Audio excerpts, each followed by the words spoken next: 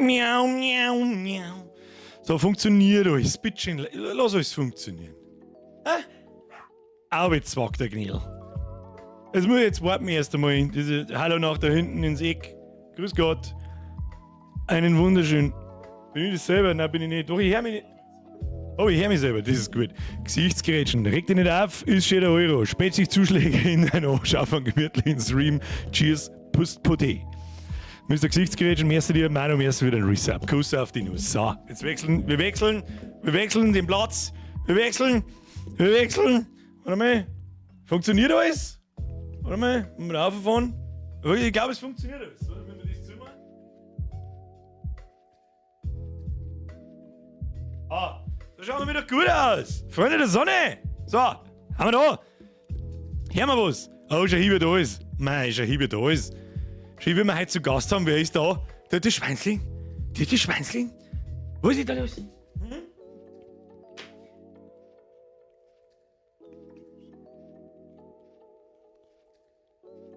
Sorry. Da kennt ihr das Heft nicht. Da müssen wir da sitzen.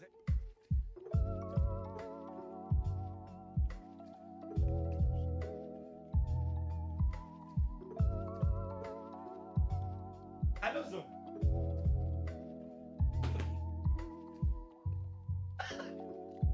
Ja, was ist denn?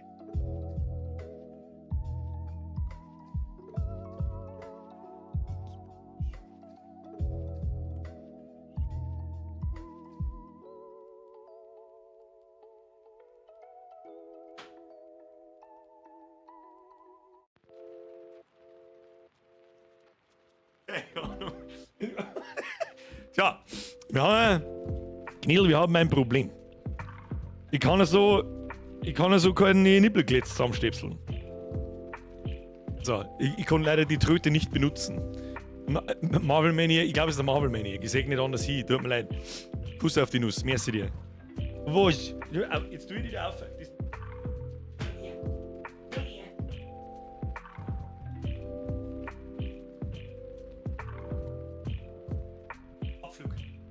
So, aber die Herren aneinander, ich bin's, der Birger, an einem zauberhaften Freitagabend, mit dem wir heute Nippelglätze zusammen, wir müssen mit dem Gnädel einen Robo-Freund 9000 zusammenbauen. Ja, der Grund, warum da hinten heute ausnahmsweise einmal die Tür offen ist, ist, weil ich die Hund heute da habe. Das heißt, wir kriegen heute vielleicht ab und zu einen Besuch vom Gnädel, das müsst ihr dann aussitzen, muss ich mich um den Hund kümmern, das hilft nicht. Hund geht vor. Was das ist, erstmal einen schönen Freitagabend, everybody. Die kennen sich halt gar nicht aus, es ist jetzt mal das Gleiche, wenn die Bürgerin nicht da ist, dann und wenn ich da hinten sitze und schmerzt, dann meint die natürlich, ich schmerz mit ihr. Das heißt, ja, erwachsener Mann streichelt Teppich. Nein, das wird kein Teppich. Du weißt ganz genau, du kleiner Popo-Gnädel, du weißt ganz genau, was passiert, wenn ich so mache, gell? Dann möchte ich die aufheben, dann du legst die nämlich nie hin. Du hast dich noch nie nicht hingelegt, hast du. Du hast dich noch nie nicht hingelegt, hast du. Hä? Jetzt geh auf. Mag's überhaupt nicht. So, hilft nicht. Er kratzt sich an der Kniescheibe. Es hilft eh nicht. Müssen wir ein bisschen schauen. Die checkt das natürlich nicht, das ist ja klar. Das ist ja klar, dass da ein paar hundert Leute im Chat hocken und dass man mir dann Nippel kletzt. Du verstehst du, bin ich überhaupt im Bett einigermaßen? Ich glaube schon. Bin gespannt, was heute wieder nicht funktioniert. Letztes Mal ist fast, ich hab wieder meine Actioncam, die mir als Webcam da benutzt. Die hat schon wieder umeinander gespackt. Na gut, vielleicht muss man da mal richtig einstecken. Jetzt warte mal. Passt schon. So. Leute, das wird heute, glaube ich, ein kurzer Spaß. Wir haben noch genau ein Tüttel. Was ist denn? Soll mich hergehen.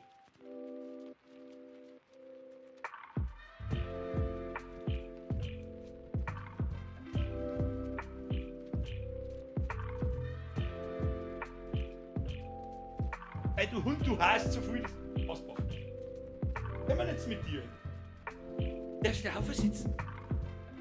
Kannst du da aufsitzen und zuschauen? So, Kinder. Ach, du Cybergamer. Nicht heute. Habe dritt Chef, ist schon wieder Zeit für Nippelglätze oder was? Alter, merci dir. Bitte nicht übertreiben heute. Please don't. Es wird... Was?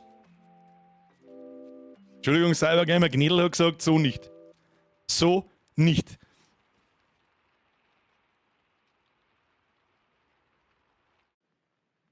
Was ist das? Was ist denn da los? Sag einmal Hallo.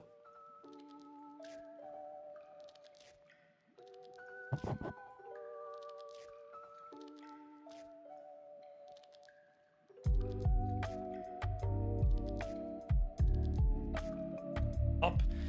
Ich weiß jetzt auch nicht, jetzt muss ich ihr eine Gutti geben oder sonst was, die geht nie wieder. Die geht nie wieder. Ich muss eine Gutti geben. Mach eine Gutti. Mach eine Gutti. Eine Gutti. Ja, da müssen wir erst einmal, Mr. Cybergamer, bitte nicht übertreiben. Merci dir. Was hast du überhaupt geschrieben? Ich kann es nicht lesen. Ja, ich hab's Gutti gesagt, ich weiß schon. Aber dritt Chef ist hab ich schon gelesen. Marvel Maniac, merci Timmy Boy, merci für die Leerzeichen, Basti Hero, Rest, merci. Please, heute keine Donations. Diese Woche ist dermaßen eskaliert. Ich bin zu meiner Belustigung da und nicht zu einer. Okay? Mir stäbselt man heute. Das Gutti kann nicht warten. Jetzt muss ich schnell in den Kich gehen, muss ich ein Gutti bringen. Das hilft nicht. Und der MA, die liegt im Bett. Müsst euch schnell 1 Minute lang ein leeres Bild anschauen. Damit hab ich ja, es hilft nicht, ich komme gleich wieder. Jetzt geht's hopp, hopp.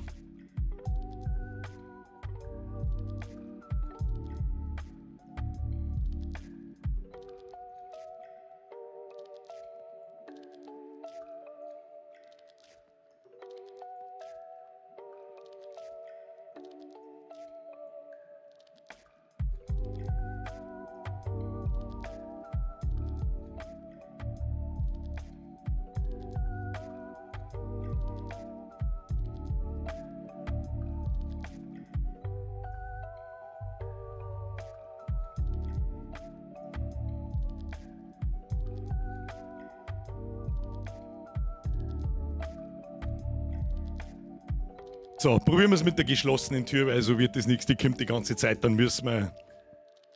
Was weiß ich, was wir da müssen. So, jetzt sind aber mal halbwegs anständig. Harvey! Ich bin's! Das ist so ein bisschen, die Scheißtritte ist so beschissen laut ohne Headset. Das vergesse ich jedes Mal. Habe die Ehre miteinander, ich bin's, der Bierger an dem Zauberhaften Freitagabend, mir stäbselt mir heute Nippelglätz zusammen.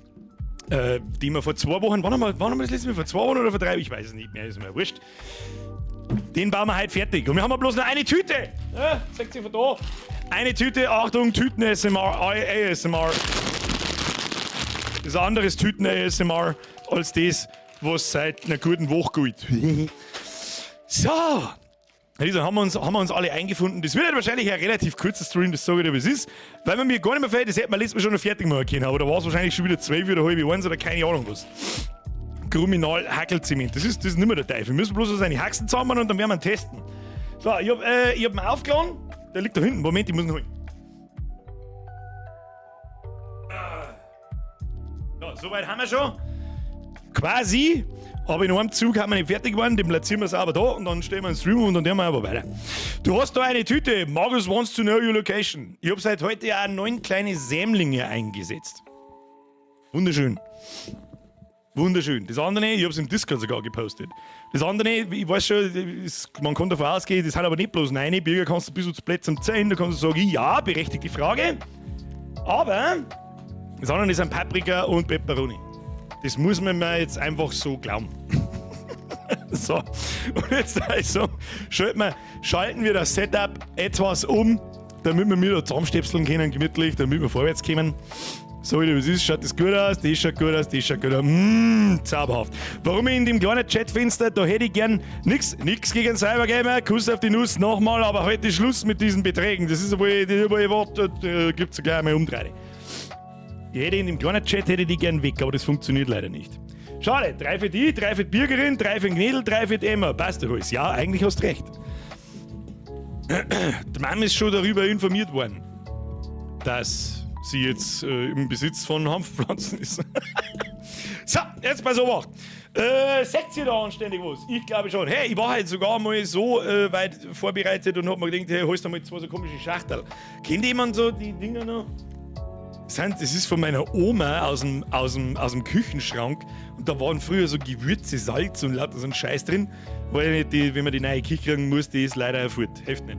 Hilft nicht! So, ja gut, fangen wir an. Wir haben ein Stäblim auf Seite 78. Haben wir das noch gemacht? Das weiß ich nicht. Das schaut nach hinten links aus. Na, das haben wir nicht mehr gemacht. Doch, das haben wir schon noch gemacht. Haben wir das noch gemacht oder nicht? Ich nichts verstehen. Bin mir nicht hundertprozentig sicher. Sag ich da frei weg, wie es ist. Linke Seiten, ja, die doppelten Radl drauf, das weiß ich noch. Aber ob man dann die rechte Seite oder ob das da dazu, das weiß ich nicht. Auf der linken Seite? Auf der linken? Ist das die linke Seite? Hoppala, falsch rumgehalten. Sie haben nichts gesehen, Sie haben nichts gehört. So sieht das aus, du, so sieht das aus. So, oh. Oh gut, hätte ich mir die Schüsseln ersparen können. Herzlichen Glückwunsch, Birger, herzlichen Glückwunsch. Schauen wir mal, wie lange das wir brauchen. Im Prinzip müssen wir eigentlich bloß noch 4 Haxen fertig bauen. Und dann bin ich gespannt, ob das Ding wirklich laufen und vor allem auch lenken kann. Das passt noch gar nicht in meinen Kopf, weil dass sich das Ding so hin und her bewegt da vorne, also die Haxen so nach links und rechts, das kann ich mir schon vorstellen, aber dass er dann wirklich nach links oder rechts läuft, weiß nicht, Diggi, weiß nicht. Weiß nicht, Diggi, weiß nicht. So, das machen wir jetzt mal ganz geschmeidig so. Links den kleinen Bums, rechts den großen Bums. Links deine Schwester, rechts dein Mann. Die Dinger kenne ich auch von der Oma. Hey, diese Thomas haben einfach, die haben so einen Shit gehabt, aber wer tut denn, keine Ahnung, ein Salz offert irgendwo hin, wir tun sowas. Was man sich da wieder denkt dabei. So, was wir nicht vergessen dürfen, bin mir nicht ganz sicher, ob die Tütel mit Gummiringel, das glaube ich gehört nämlich auch dazu und da liegen Aufkleber liegen auch noch umeinander. So, und ich glaube, ich höre einen Gnädel schon wieder an der Tür schnüffeln. Aber das muss er jetzt aushalten. Gnädel, nix, Schluss, aus, pfui Teufel. Wie schaut's bei euch? Herzlichen Glühstrumpf. Ja, nur. Zwischen die Schüsseln ist etwas eingefallen. Ihr müsst erfahren, schön gesehen. Schön gesehen. Ich hab's schon, das ist ein Gummignautschall. Da schau hin. Gnäst. Was weiß ich für was, dass wir das brauchen können. Wir werden sehen. So, aber Aufkleber und den ganzen Scheiß, die haben wir dabei einmal wickert. Machen wir so, damit wir da das Zeug einigermaßen schnell finden. Die gelben finden wir sowieso, die werden wir da hinten. Und dann sieht das doch schon ganz gut aus. Ja, ein bisschen außer verteilt. Und dann fangen wir an. Das ist alles, was wir noch zum Zusammenbauen. Die Kinder, da haben wir mir um 9 Uhr fertig. Das schaut aber gar nicht, weil dann kann ich am Spiel weiterbauen. Weil am Wochenende ist immer Progress-Time. Sag ich dir, wie es ist. Ich habe die letzten 2 Tage ein bisschen umeinander gewurstelt. An meinem Projekt.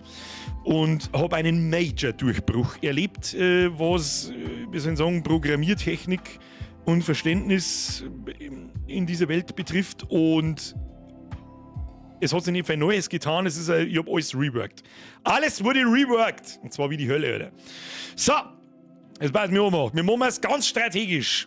Vielleicht können wir uns diesmal dran halten. Erst alles herrichten, dann zusammenstöpseln. Major Durchbruch! Ihr Affentypen.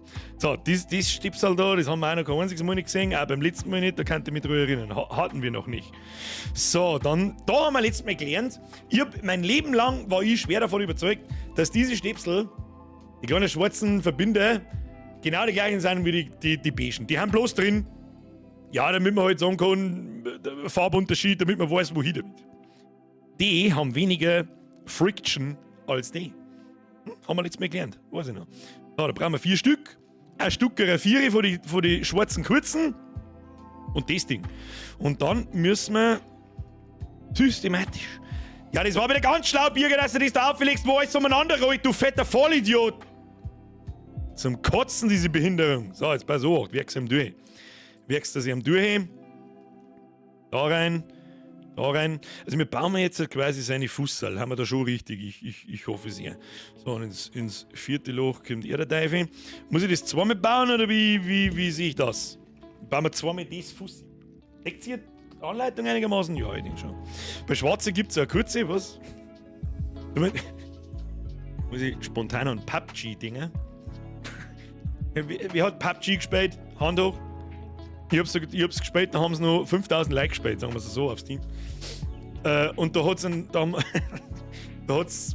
diese Waffen-Attachments gegeben und unter anderem diese Waffengriffe. Und einen hat's gegeben, das war so ein langer schwarzer Griff. Und den haben wir mir anfangs halt natürlich immer langer schwarzer genannt. Natürlich ist dann irgendwann der Pimmelwitz draus geworden, ich meine, ist ja klar. Und irgendwann hat dann ein Arbeitskollege von einem Spätsee das Wort Glache dahergezogen. Also ein anderes Wort für den Schnippermann. Das haben wir gleich. Und dann haben wir, glaube ich, ein Jahr lang im Patschi umeinander gelaufen. Ich brauche noch ein Gleiche. Und jeder hat gewusst, was gemeint ist. Mir spontan jetzt gerade zum kurzen Schwarzen ist mir der lange Schwarze eingefallen. Und dann ist mir der gleiche eingefallen. Ja, wieder was gelernt. Gleiche habe ich in meinem Lebtag auch noch nicht gehört, sage ich dir freiweg, wie es ist. Sage ich dir freiweg, wie es ist. So, neue Teile. Teile. Wo Teile? Da brauchen wir ganz ein komisches Teil mit 3 Dingen. Die glaube ich haben wir aber letztes Mal schon gehabt. Die brauchen wir zweimal. Ich richte jetzt das da ein bisschen weiter auf und das da ein bisschen weiter daher. Das hat mich letztes Mal schon genervt. Das Mikrofon da in meiner Fresse nervt mich. Das tue ich jetzt einfach da, aber dann seht ihr das Mikrofon, das ist alles nichts. Bei uns war es der Nasenbohrer-Zipfi. Ja, langer Schwarzer haben wir mir gesagt. Ich brauche einen langen Schwarzen. Der gibt weniger Recoil. So, dann brauchen wir einen Dreier hellgrau, jawohl. Und dann, jetzt müssen wir aufpassen, dass wir da die richtigen Stäbsel packen. Das sind die da, ja. Ja. Nein, das ist nicht der richtige. Das ist nicht der richtige. Wie viel brauchen wir da davon? 4. 1, 2. Ja. Den Schund da unten reinkehren, das ist nichts. 1, 2, 3, 4. Und von dem und 4 schwarze. Gut, auf die Idee mit der Schüssel hätte man früher kommen können. Aber das nächste Mal komme ich auf die Idee, dass die Schüssel größer ist, dass ich auch reingegangen kann mit meinen behinderten Riesengichtbratzen. Das war einmal eine spitzenklasse Idee. So, jetzt mir gaff. Wie soll das denn gehen? Was? Okay. Dann muss der Teufel muss durch. Und sofort, jetzt haben wir 4 Sekunden hingegeben und ich frage mich sofort wieder, wer zur Hölle kommt denn auf diese Art und Weise diese Sachen so zum Konstruieren? Das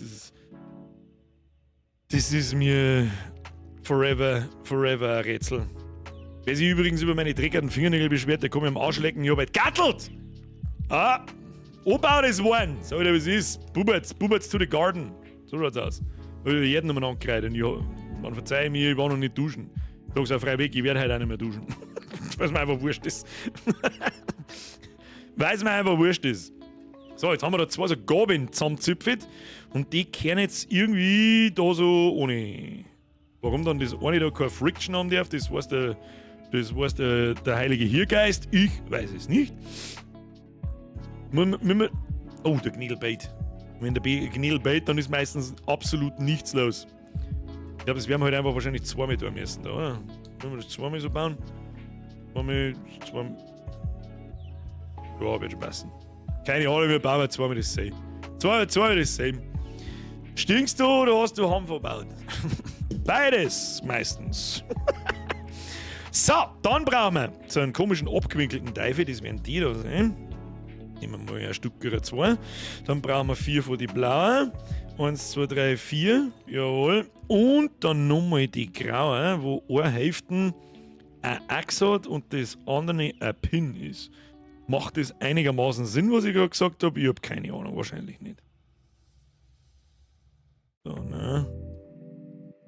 Jetzt warte mal. Na. Die haben schon wieder massive Friction da. Weißt du was, mit dem einfach beides gleichzeitig? Oder kommt das nachher aufeinander? Nein. Besucht, kommt das schon ins lange Ding eine? Ja, wird schon passen. Letztes Mal haben wir ziemlich oft noch mehr auseinanderstecken müssen und es geht jetzt schon wieder los, weil ich den schon wieder 1, 2 da weggesteckt habe. So, und da ist doch eigentlich immer wurscht von welcher Seite, dass man es eine pimmelt. Machen wir diesen hier und diesen hier. Heute hat es ja sogar Plastikschüsseln am Tisch. Nein, Herr Klinke, die sind aus gutem alten deutschem Glas. Und ich glaube wirklich aus deutschem Glas. No. Steht zwar leider keine Jahreszahl nicht drauf, aber ich glaube, die haben deutscher als wir alle miteinander hören. So, let me have a look. Ja, das stimmt aber halt nicht so ganz zusammen schon wieder, Birger. Du sollst da 3 Löcher freilassen, nicht 4, du Zipfelklatsche. Hm? Okay. Das wird glaube ich, sein Fussi. Ah, Fussi. Okay. Und da dasselbe zusammenpimmelt, damit dass wir da nichts durcheinander bringen, muss das schon nach hinten zeigen, hoffe ich. So. So. Haben wir mir da jetzt zweimal dasselbe zusammengestopselt, ja? Ja. Müsstet ihm schon passen. Sag ich dir freiweg, wie es ist. So, dann brauchen wir zweimal mit 2 Löcher in der Mitte und zweimal mit 3. Haben die im selben Tüttel drin? Nein, natürlich nicht. Das war wieder gescheit schlau. Und dann gehört das zweimal da drüber gedüdelt. Kannst du da mal drüber düdeln? Damit man die fotzengrobe Scheiße nicht sagt, oder wie ihr es sehen. Verstehen. Muss man da wieder. Ach komm.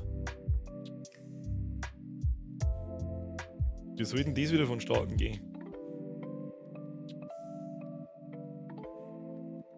Wieder mit die 10. Du kannst nicht mit die 10 Brüder kriegst schlechte 10. Und nee, wieder verkehrt gemacht. Erst gehört der lange schwarze ohne und dann geht der kurze schwarze ohne. Wo soll der hinzeigen? Unten. Okay. I see. Okay, das ist zur massiven Stabilisation von diesem Fuß. Ich verstehe. Muss ich das jetzt da zweimal machen oder nicht? Ich tue es jetzt einfach zweimal machen, weil wahrscheinlich muss ich es wieder auseinanderreißen und spiegelverkehrt bauen. Möchtest du wetten? Möchtest du am wetten, habe ich gesagt. Oh. Gut aus.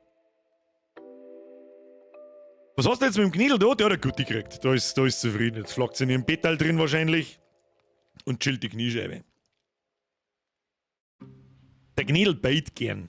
Ja, wenn sie irgendwo, vor allem wenn die Bürgerin nicht da ist, dann ist teilweise ganz schlimm. So, dann brauchen wir so einen Ornling. Eigentlich hätte er auch Clefly Snipes heißen können.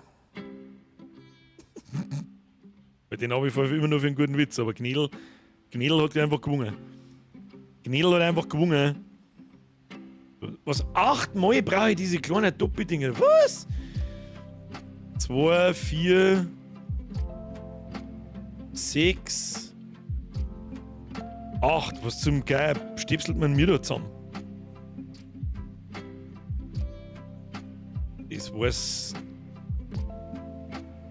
kein Mensch. Der Bait nicht, der möchte bloß mitschmerzen. Ich glaube auch. Knädel muss zu allem. Das Allergeilste ist, heute war einmal ein schöner Tag. Da haben wir mal ein bisschen angefangen, am Balkon zusammen zum Rammen und so. Und dann liegt halt der Hund draußen am Balkon umeinander und so. Und kommt zwar selten vor, dass die Kleine drin ist und die Große draußen, aber wenn. Und noch viel seltener kommt vor, dass die Kleine drin ist und die Große. Schluss!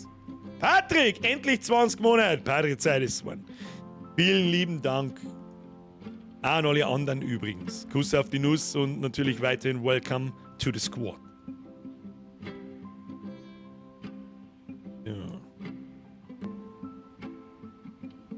Und dann kommt noch viel seltener vor, dass die Emma bait. Also die Groß.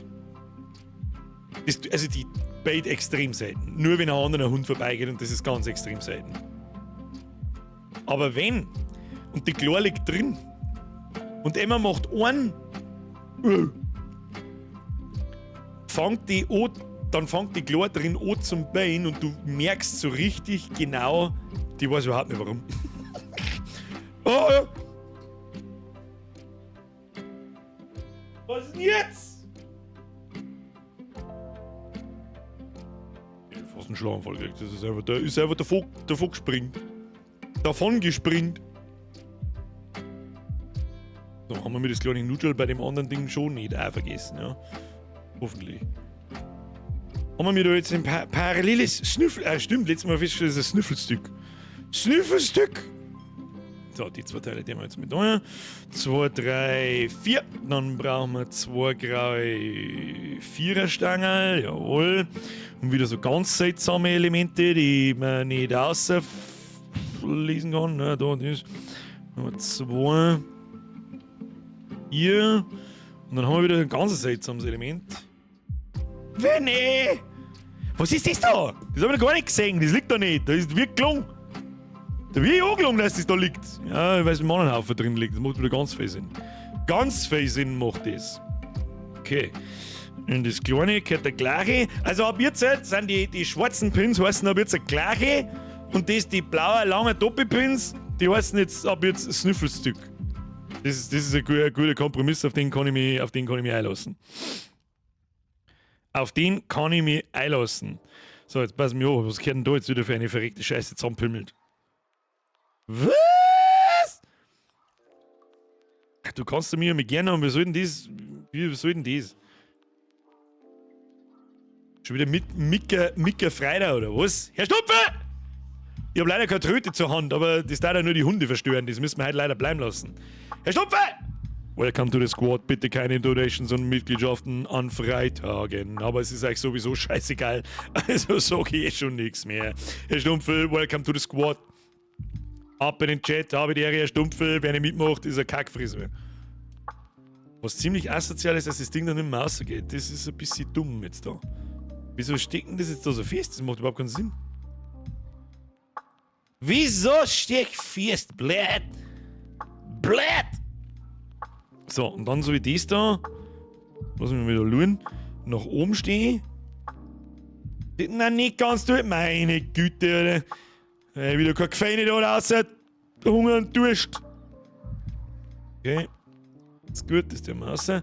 Dann geht da noch so ein Ding dazwischen. Ja. Und jetzt können wir sie am durchhauen. Durchdreschen! Muss das dann da noch ein wenig rausstehen? Sehe ich das richtig? Ja, ich glaube schon. So, und die Scheiße müssen wir jetzt da zweimal machen. Das ist der verdammte Kack-Ernst. Wo müssen sie? Nach unten müssen die stehen. Ich schwör's dir, Set, wenn das keinen technischen Sinn hat oder so mit zusammenbauen, sondern nur einen optischen Haar, dann knockert Arsch. Ein knockert Arsch. Drehst du durch. Fensterscheiben durch. So, haben wir schon verkehrt rum. Herzlichen Glückwunsch. Wird immer. Komm raus mit dir. Raus. Du musst nach oben zeigen. Musst du mir sagen. Ja, ist so gut. Ich bin ja sehr gespannt drauf. Wenn er dann als Phone anfängt. So, haben wir jetzt da zweimal dasselbe zusammengesteckt? Ja, denke ich schon. Die hängen wieder an, Mr. Birdlike, aber die ersten $1 ist da, ein bisschen was los, ein selbstständiger Entlüfter in Frankreich, auch Schnüffelstück genannt. Scheiß Schnüffelstück. Oh, jetzt kommen die Verkleidungen schon für Tiers, die großen gelben Teifen. Wie es gibt große gelbe Teife und kleine schwarze, hä? Das verstehe ich nicht. So, jetzt pass auf, brauchen wir ein Stück Viere, jawohl, von denen 13 Loch, 2 davon und 4 mal Snüffelstück. Brudi, gibst du Snüffelstück zu mir? Und das ist der Arschloch, Herr Stupfe, Auftritt Bürger, Auftritt zurück, mehr als wieder Zwickel, Schluss jetzt mit der Donaterei. Am Freitag schon gleich 15 Mal, wieso seid ihr überhaupt alle da? Es ist Freitag, es war schön wieder. Ich war halt schon so kurz davor, dass ich sage, Kinder, ob wir da nicht das erste Mal lieber essen gingen. Aber nein, ich hab's euch versprochen, also bauen wir mir einen Gnädel fertig. Das ist sowieso, einmal kurz, so, da redet man ja auch unter der Woche, unter die regulären Streams. Habe ich schon ein paar Mal erwähnt jetzt. Ich sage jetzt einmal so, die Herbst-Winter-Saison ist beendet. Ab jetzt ist es ab 8 Uhr immer nur ein bisschen hell. Jetzt am Anfang natürlich ist es schon finster dran. Ich sehe ja alle zu. Aber es fühlt sich dann immer so komisch an zum Streamen, wenn es noch hell ist. Ich weiß auch nicht warum. So für den Stream beginnt so ein bisschen die Sommerzeit. Ja? Da wird dann das am Wochenende, Freitag oder Samstag Streams, wo ich bin sehr stolz auf mich, muss ich ganz ehrlich sagen.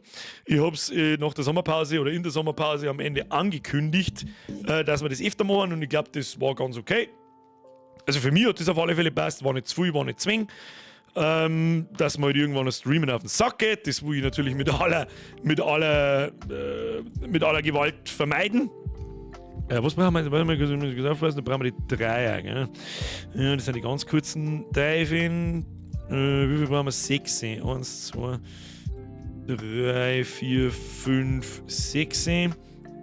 Haben wir. Und dann brauchen wir die Kacke da wieder, oder? Oder wie viele? Stück 4. Stück 4. Das haben wir, das haben wir. Das haben wir, das. So, was müssen wir da? Ach, das sind seine Schuhe. Jetzt sind wir beieinander. So, wird sich das am Wochenende mit den Streams wahrscheinlich ein bisschen, wird im Sommer ein bisschen rarer. Ja, aber ich glaube, da ist niemand irgendwie böse. Es sind eher meistens Gemütl-Streams oder Progress-Streams, wenn wir Spiele haben, die extrem lang dauern. Da war einmal so ein Freitag mit 5 Stunden gnadenlos einzipfen, überhaupt nicht schon.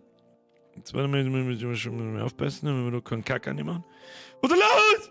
Dieter! Was ist da los? Dieter, was machst du? So, wir haben das schon Drilling oder haben das wieder? Das ist ein Drilling. Ich verstehe es nicht. Wieso ist der eine Drilling länger wie der andere? Das ist eine optische Täuschung. Dieter, merci wieder 1 Euro. Kuss auf die Nuss. Schluss mit der Donaterei, habe ich gesagt. Schluss. Aber was laberst du? Es ist euch eh wurscht. Lalala. Am Kammerbett ist griebiger. Was? Was ist da los? Stefan! Gibt's halt wieder die guten alten Late-Night-Streams mit Beginn 22 Uhr, da ist dann auch dunkel. Genau. Da ist aber dann in meinem Hirn am Wochenende meistens auch dunkel. Jetzt weiß ich, bringt's mir nicht durcheinander jetzt da. Grub mich all. Himmelhagel. Zimmer. Nagel. Hä? Was soll das für Scheiße? Da hinten dieser Stiegeldroht ist überhaupt nicht... Was? Jetzt so? Tu das Not? Ne, das geht überhaupt nicht so. Das geht so. Ach, mit dem wir ja seine Schuhe bauen. Jetzt wieder Schuhe. Jetzt wieder Schuhe draus. Ja, aber so halt nicht. Warte mal. Hm? Aber macht keinen sehr stabilen Eindruck, der Schuh bis jetzt, aber warten wir mal ab. Ich vergiss schon wieder Teile in was weiß ich, wie das dann gehört. So, hier, da hat er einen Schuh. So. Der wird ja von der Seite verkleidet wahrscheinlich. Von vorne verkleidet macht nicht so viel Sinn. Nein, das macht nicht so viel Sinn. So, das Stiegel müssen wir jetzt auch nochmal bauen. Lass mich raten und dann müssen wir das Ganze für die linke Seite nicht einfach 1:1 nochmal so bauen.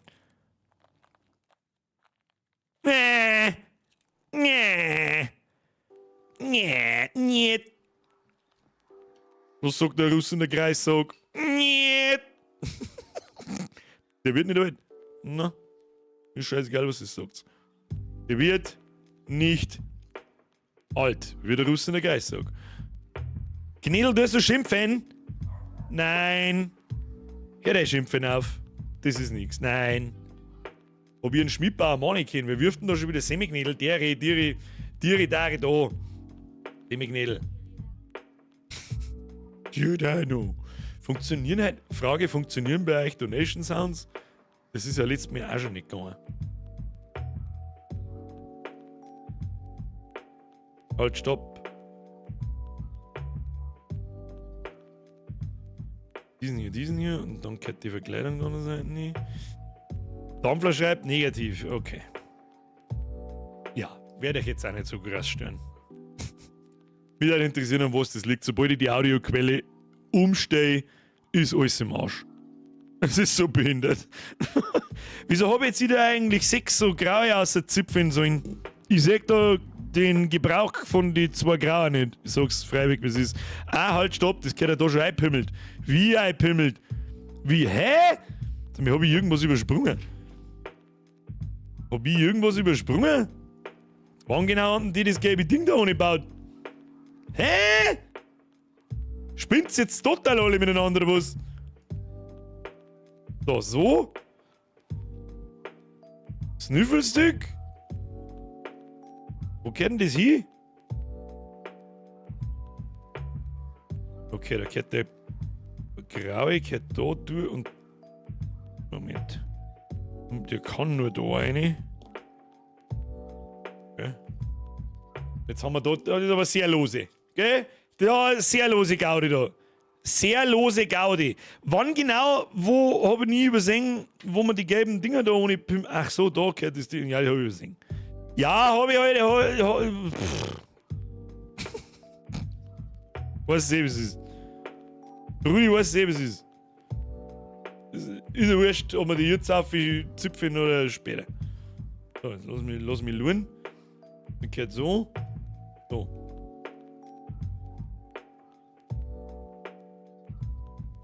So. Ja. Ah, okay, so gehört es halt dann. So wie der Schuh draus. Das schaut immer noch nicht sehr stark verkleidet aus, muss ich sagen. Und da, Mr. Van Hinden und der Herr Wulfric. Wenn ich mal durch eigenes Verschulden sterbe, soll Folgendes auf meinem Grabstein stehen. Vedi, Vini, Violini. Ich kam, sah und vergeigte. Mehr ist wieder ein Resub. Van Hinden! Du Birger, möchtest du mal eine Pause machen? Darf gerne an die Rachen gehen. Schön, dass du da bist und danke für die Unterhaltung. Jetzt haben wir da, wie lange haben wir überhaupt da? Jetzt ist es 8:30. Ich sag das jetzt, was ist? Wir bauen jetzt nämlich nur so einen zweiten Haxen, stöpselt man da ohne und dann haben wir schon wieder fertig. Auch. Wie ich es schon fast befürchtet habe. Das wird halt ein wenig eine kurze Gaudi wahrscheinlich. Aber soll mir recht sein. Ich werde dann. Also da werden wir auch nicht lange anpimmeln, so wie es ist. Machen wir noch ein wenig einen Schmerz oder auch nicht. Das sehen wir dann. Weil dann machen wir was zum Essen. Ich habe heute nämlich noch nichts gegessen. Ich habe den ganzen Tag am Speyer angewerkt, wie ein Vollgasneirischer und habe richtig reingedroschen. Was heißt denn das da? Was heißt denn das kleine rote Symbol da mit dem Pfeil nach links und rechts? Weiß ich nicht. Das weiß ich nicht. Nein, das weiß ich nicht. So, 2-mal schwarzer Stopsel. 4-mal so ein Gummiding. 4 mit Gummiding. Dann 5er Grau. Das sind die 2 übrig bliebenen lange. Ja, 2 Stück. Und 2-mal Gummiringel mit 1,6 cm. Das müssen fast die sein. Bei anderen habe ich nicht umeinander liegen. Wenn ich 2 Wochen werde ich den Schnee verworfen haben. Die lassen wir mal da drin. Machen wir so. Das sieht gut aus. Und dann brauchen wir eigentlich da dabei nichts sehen. Ah ja. Das ist also die Anleitung, wie ich das jetzt da ohne baue. Ist das der Ernst? Da soll irgendwie ein Gummibandel dazwischen. Wie genau soll denn das vonstatten gehen, du besoffener Uhu? Aber ich denke mal. Warte. Gummiringel rundrum. Wo zur Hölle soll man das einspannen? Was? Ach, da können die roten Radler. Ja, okay. Ja, eine dümmere Fieselscheiße habt ihr euch nicht einfallen lassen können, ihr Kasperl. Da mal. Ja. Wow. Wow. Grenzdebilbehinderung. Das muss ich 4-mal machen, ist das der Ernst? Spei, hätte ich fast gesagt. Ach, geh, wir sollten die, warum muss ich denn das vorher da ohne da? Geh halt doch dein Maul, wer konzipiert denn die Scheiße, was für ein Chinesentrottel?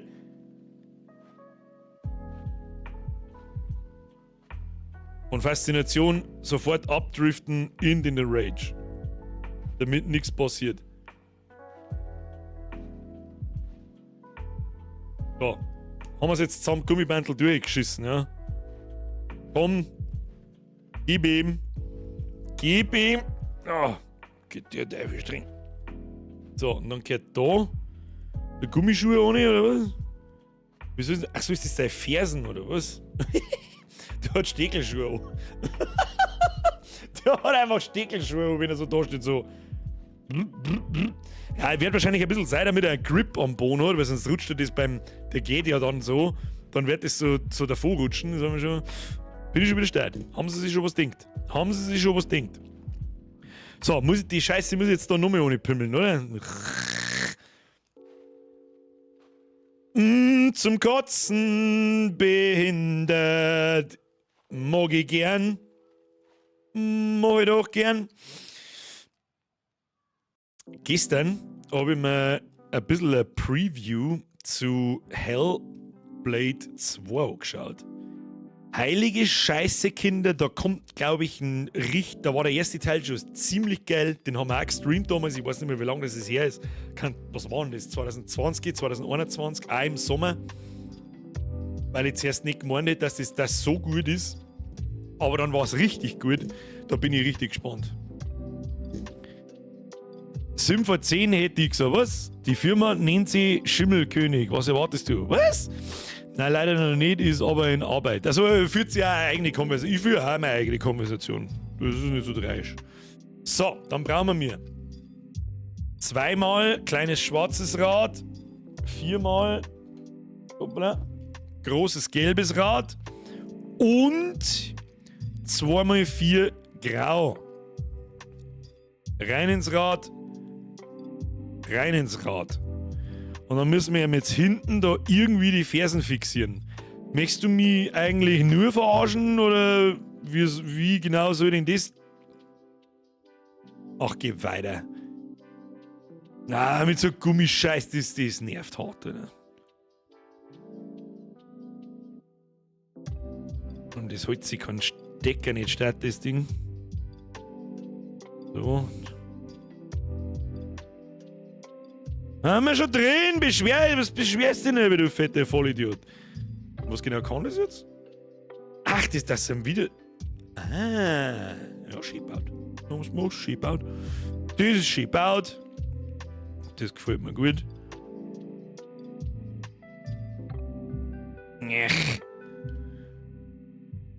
So und so. Da, und schon hat er eine Ferse, der gute Mann. Blub, blub, blub, blub, blub, blub, blub. Das funktioniert sogar erstaunlich gut, muss ich sagen. Wunderschön. Wunderschön. Als Anregung. So, da ist da einer. Und jetzt eben Spaß nochmal. Ja, mit Gummiringen natürlich geht nicht so gut.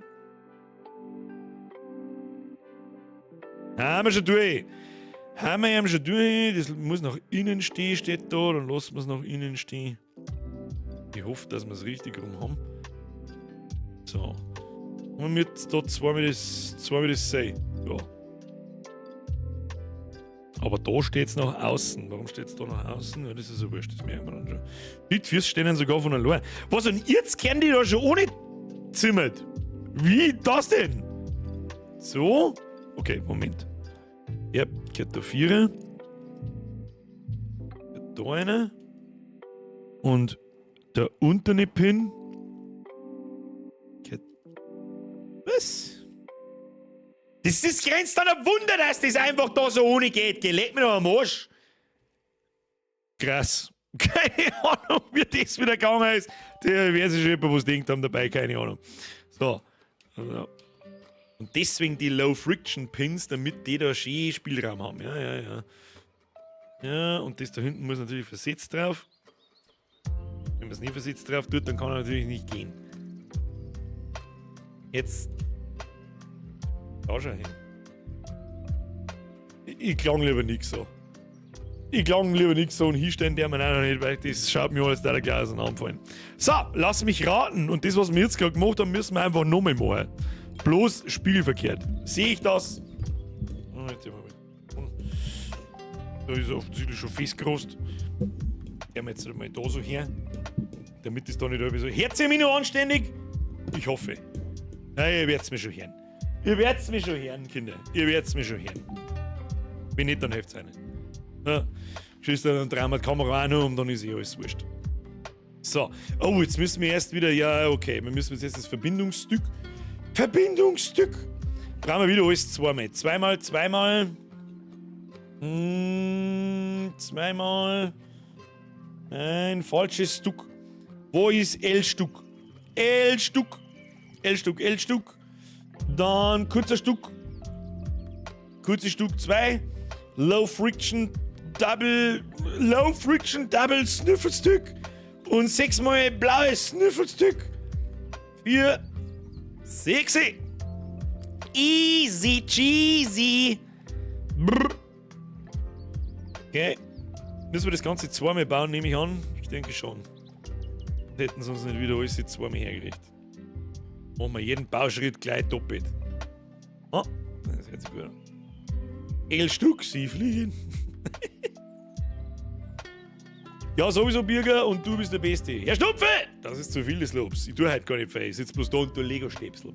Erwachsener Mann, Freitag war das, wenn man mal etwa vor 10 Jahren oder mal oder vor 5 Jahren gesagt hätte. Ja, irgendwann sitzt du am Freitag auf noch da, du hast Nippelglitz zusammenstöpseln und über 400 Leute schauen dabei zu. Hätte ich gesagt, wahrscheinlich ist das so. Kasperl, du Gefotzengrober.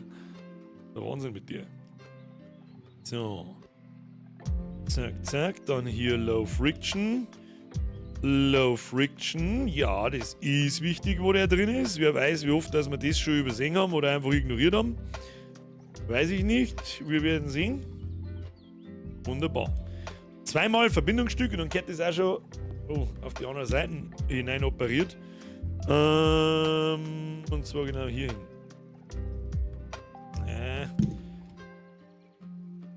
Oh, das brauchen wir nicht auseinanderbauen, weil da weiß ich nicht mehr, wo wir da waren. Okay, das Seitenstück. Muss das Seitenstück schon nach vorne schauen, ja. Seitenstück. Machst du mal das Seitenstück nach vorne? Wenn Seitenstück. Oh, halber Gnädel 9000. Oh, ich darf nicht so laut den Namen sagen, weil sonst weißt du eh, was es ist. So, dann brauchen wir einen Eifer, den brauchen wir zweimal. Jetzt müssen wir dasselbe drum einfach nochmal bauen. Bloß wahrscheinlich spielverkehrt zum 15. Mal jetzt, Birger. Lieber sagst du es noch einmal, wenn nicht, dass die Leute nicht mitgekriegt haben oder so. 1, 2, 3. Was jetzt am Wochenende so? Haben Sie was geplant?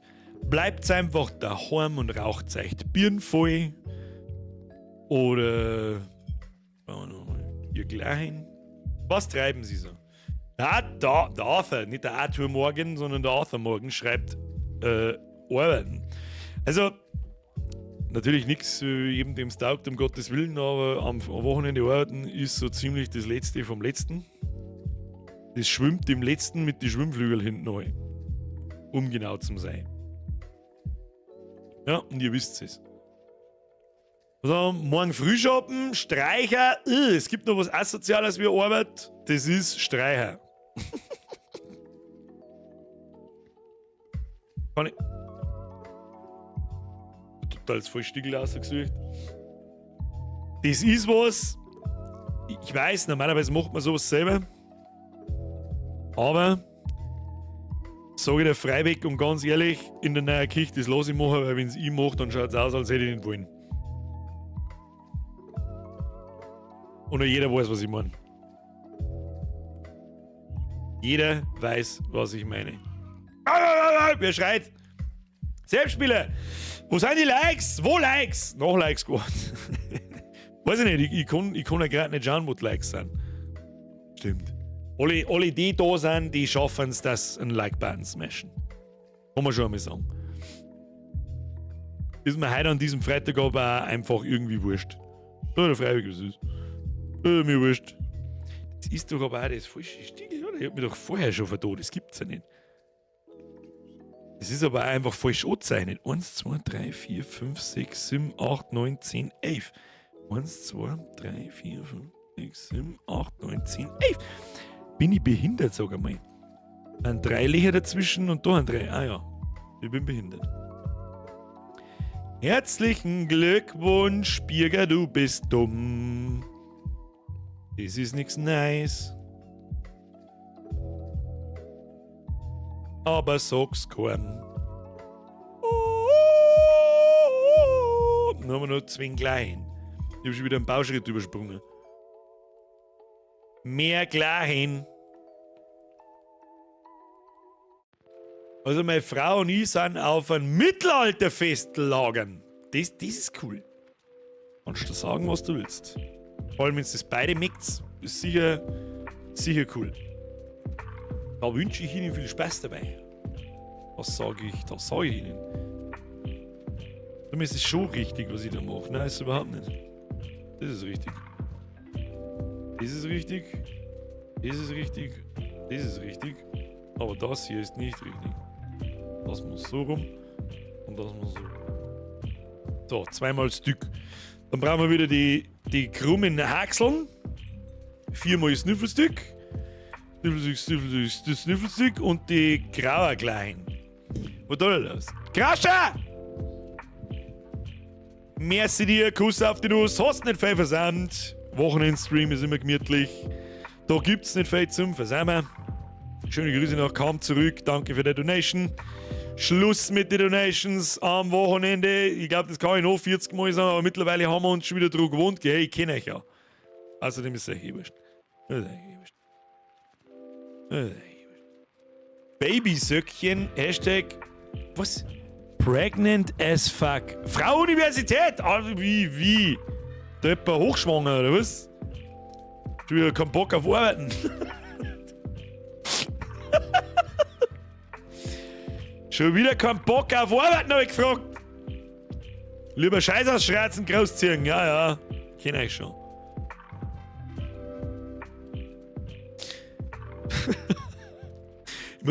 Mittlerweile muss ich wirklich. Oh, warte mal. Ich glaube, wir haben falsch rum hingestiegen. Mittlerweile muss ich aufpassen.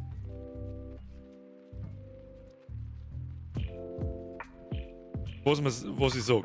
Weil ich nicht so ganz auf dem Schirm hab.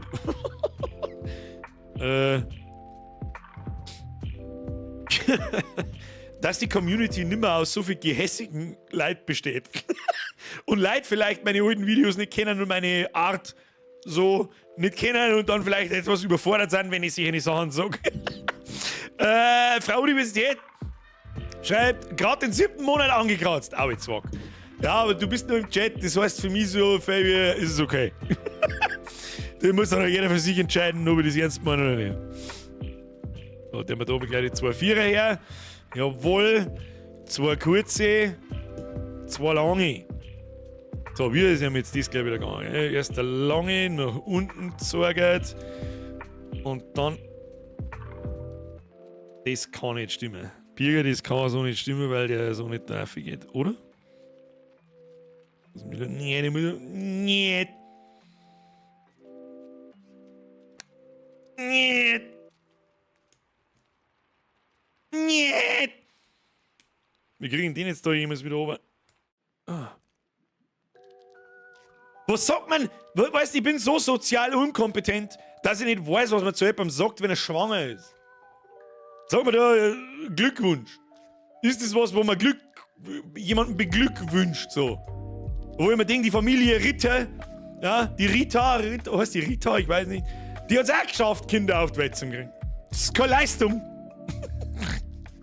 So in dem Sinn.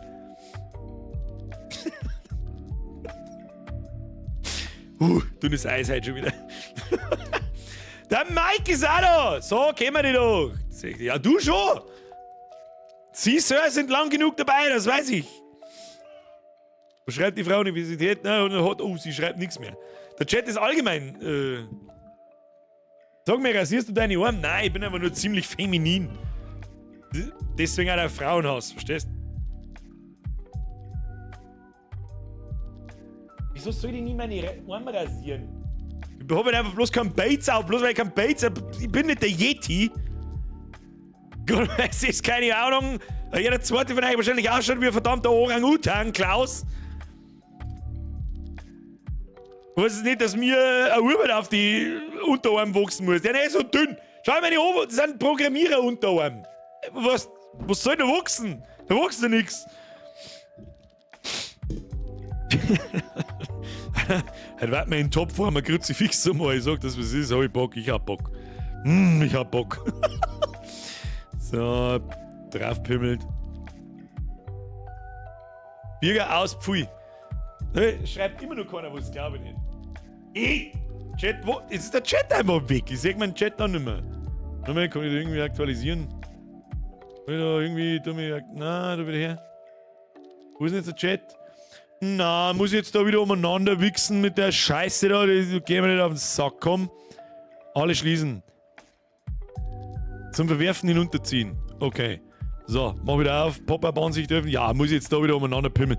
Das ist was, das nervt über die scheiß Tablet-Scheiße. Sowas Dummes zum Kotzen. So, jetzt pass auf. Da haben wir wieder. Mehr Dünger, dann wächst was. Yeti hier, eine Spritze weniger und über aufwand. Der Unterschied zwischen frech und unverschämt. Frech ist, wenn man zu Schwangen, grüß euch zwar sagt, unverschämt, wenn man beide probiert, die Hand zu geben. Stashi, Birger, wo? Was? Was, wo? Stream schon da, ich bin schon da, ich bin da, ich kann Chat lesen, passt. Funktioniert schon, schreibt mal jeder Snüffelstück. Hashtag Snüffelstück. Oder Gnädel 9000, das könnt ihr euch selber auswählen. In den Chat hinein, los. Los!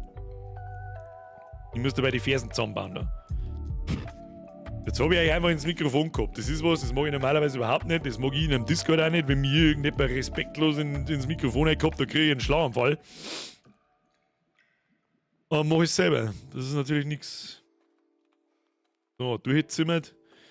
Durchgezimmert. Kleiner Stäbsel. Oh, ich muss da kleine Stäbsel außen. Natürlich nicht. Kleine Stäbsel muss innen. Dann kommen diese Zweier-Dinger noch. Ah. Snüffelstück 9000. Der Gnädel. eigentlich der beste Hundename jemals. Wieso bin ich da nicht früher draufgekommen? Wieso bin ich da nicht früher draufgekommen, dass man einen Hund Snüffelstück nennen kann? Snüffelstück. Snüffelstück 9000. Chef, du redest dann an der Isar beim Spazierengehen umeinander.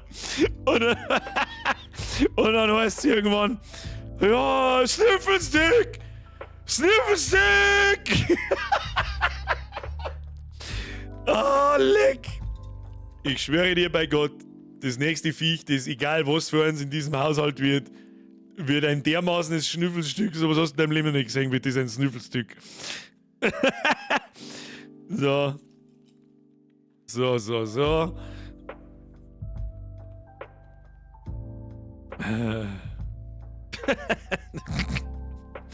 Was ein dämlicher Scheißdreck.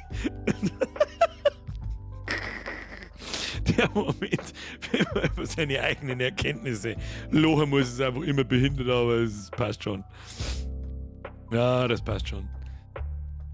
So, müssen wir Verkleidung zusammenbauen. Hatten wir heute schon mal.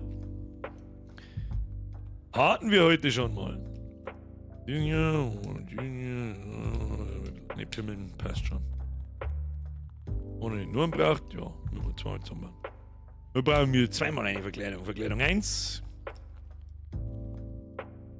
Verkleidung 6 ist eh schon wieder nein. Ich möchte mich eigentlich nur noch verarschen. Was richtig krass ist, jetzt sitze ich sitze jetzt an meinem neuen Projekt seit 3 Wochen.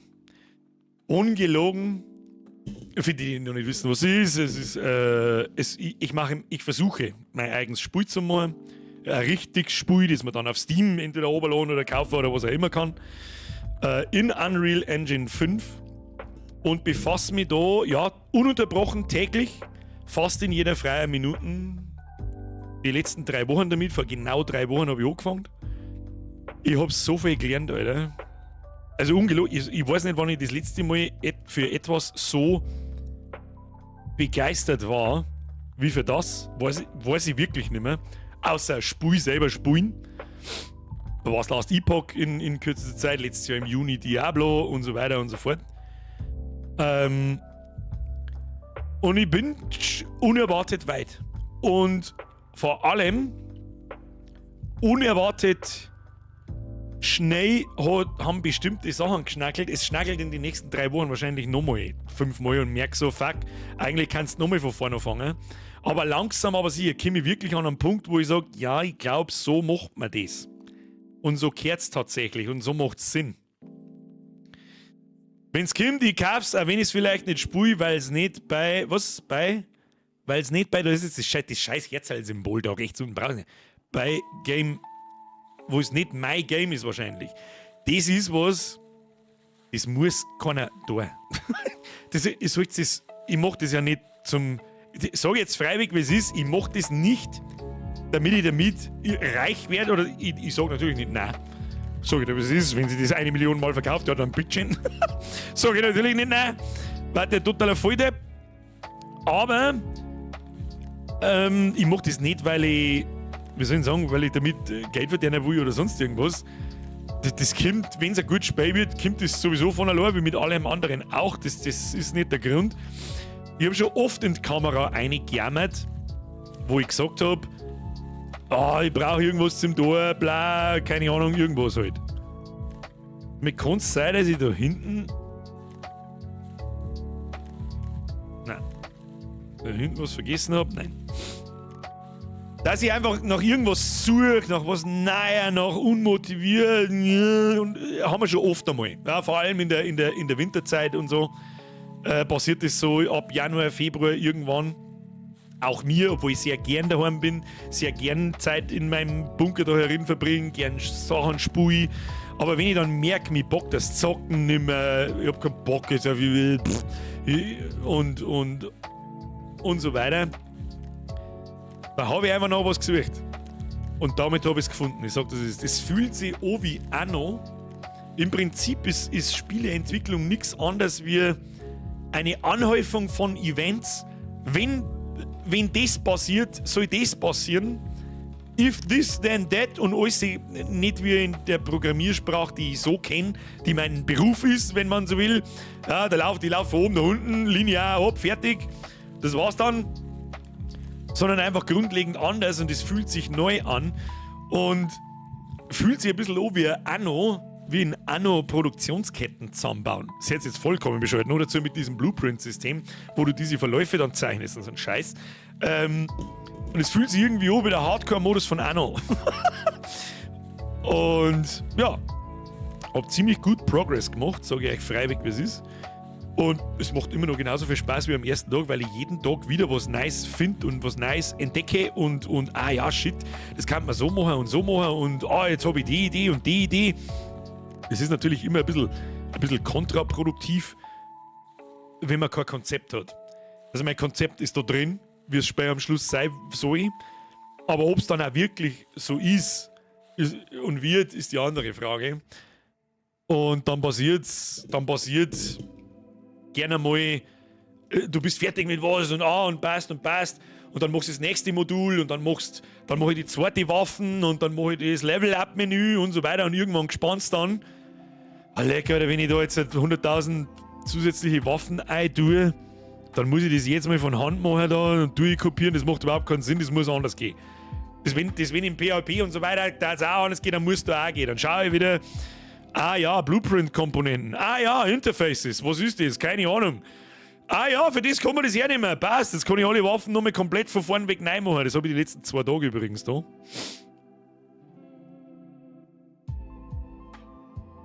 Also es gibt nichts Neues im Spiel außer den Stand vom Mittwoch. Sonst glaube ich gibt es nicht mehrere Herzen zu sagen, weil ich nichts anderes da habe, wie den kompletten Unterbau des Spiels, also die Basis einfach auf Objektorientierung umzustellen, weil ich das gemeint habe, so mit, ja, das geht ohne, ja. Das ist ein kleines Projekt, aber ja, nein, geht nicht. Nein, geht nicht. Das geht nicht. Und ich bin sehr froh, dass ich es durchgezogen habe. Das war jetzt kreiselige Arbeit, sage ich freiwillig, wie es ist. Es hat jetzt nicht so sonderlich viel Spaß gemacht. Die Erkenntnis, wie ich es dann endlich geschnallt habe, so mit, fuck, Alter, das kannst du so machen. Dann brauchst du in Zukunft bloß noch 1 Minute, um neue Waffen zu programmieren. Was tatsächlich, Minuten ist übertrieben, aber auf eine Stunde, wenn ich eine Idee für einen Waffentyp habe, so mit, das kann man so machen, boom, fertig. Wird so laufen und das ist der schöne Moment, ist, wenn dann alle Module so fertig wieder ist, das Level-Up-Modul mit den Karten, die angezeigt werden zum Upgrade auswählen und die Random-Funktion dahinter und dieser ganze Pimmelscheiß.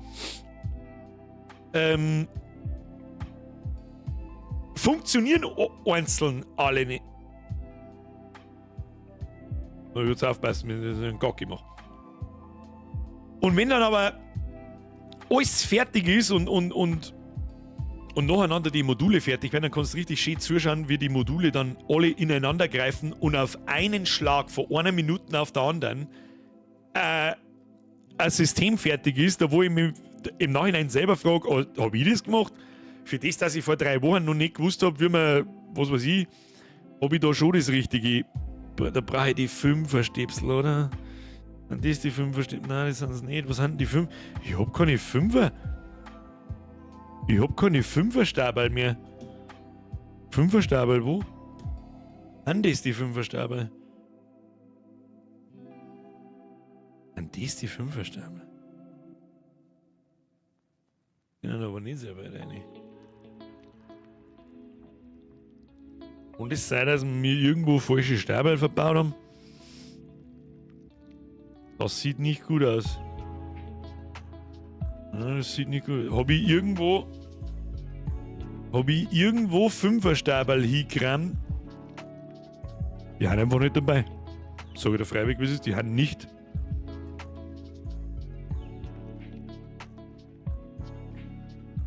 Sei, dass ich da 5er-Stabal hergenommen habe, obwohl ich es nicht da jetzt hin. Warte. Der Börtler kommt wieder mit seinem Mechanikerfachwissen. Was ist ein Nockenring? Ich habe keine Ahnung, Alter. Ich sag das freiwillig, ich weiß nicht, was ein Nockenring ist. Pass auf, jetzt müssen wir, ich hab da aus Versehen, ich hab mich vorher schon gewundert, warum die außerstehen. Das ist normal nie. Wenn man denkt, da kommt vielleicht noch was ohne. Jetzt schirmen wir einfach mit dem 4er-Stabal. Hoffentlich zumindest. Jawohl. Das 5er-Stabal unten und dann kriegt einfach das 5er-Stabal, nein, stopp, das 4er-Stabal kriegt der 5er-Stabal als Kind und rausgeschissen. Komm. Du Drecksack. Was? Jetzt komm. Du gehst da raus. Los. Dann kann man eigentlich unseren Teiletrainer benutzen. Ah, für das ist er gemacht worden. Nehmen wir den haben wir da wieder rein. Und jetzt müssen wir es durchdrücken. Komm. Scheiß ihn raus! Jawohl! So.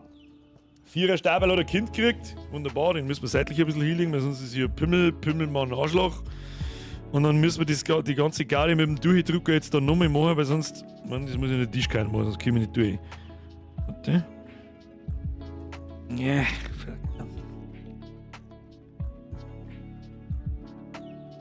So. Teiletrainer. Enttäuscht mich nicht. Ja. Braucht man einen kleinen Hammer. Haben wir mir einen Hammer. Ja, geht so. Du musst nur die richtige Hebel. Hab jetzt da einen Vierer eingesteckt, ich voll Mongo? Das waren gar keine Fünfer, die der da rausgeschissen hat. Sag ich das richtig? Das müssen Fünfer gewesen sein. Bin ich bescheuert jetzt, oder? Wo sind die Fünfer? Ich hab keine Fünfer-Stabal mehr. Es gibt keine 5er-Stabal mehr. Wo hab ich die wieder verbaut? Wo habe ich die 5er-Stabal? Gibt's es? Steht nirgendwo in den letzten Bauschritten irgendwas außer.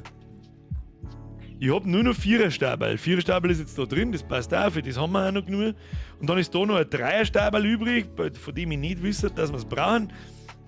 Am Haxen steht nichts über. Da steht nichts über, beziehungsweise ich sehe nichts. Na?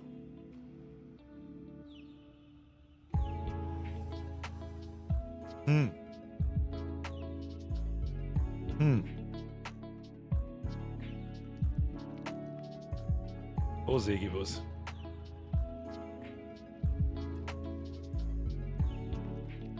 Da steht was aus, aber ich weiß nicht, ob das so gehört.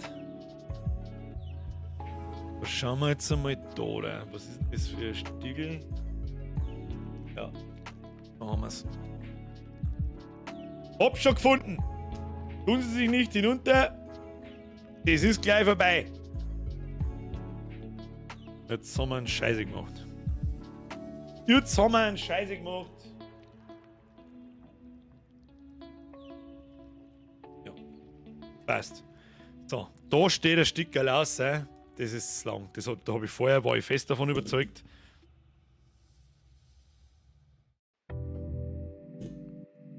Oh, leck. Das geht durch 25 Elemente durch. Schauen wir mal, wie ich das rauskriege. Oder durchgedrückt kriege, ohne dass ich was aufwachse. Nein. Nochmal.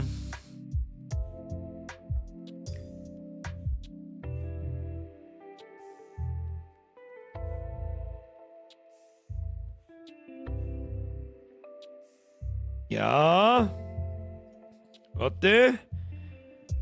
Ja! Jetzt hat er ein Fünfer Sniffelstück geboren. Du gehst daher, du gehst daher. Das ist nur so Luft.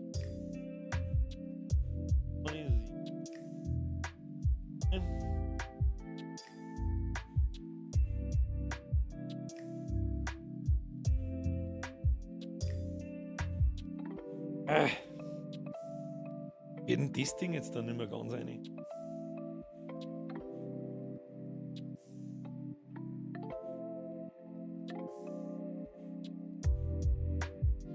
Habe ich mich letztes Mal schon gefragt, habe ich mich letztes Mal schon hart tun, dass ich die da durch beide Dinge durchbringe? Jetzt andersrum?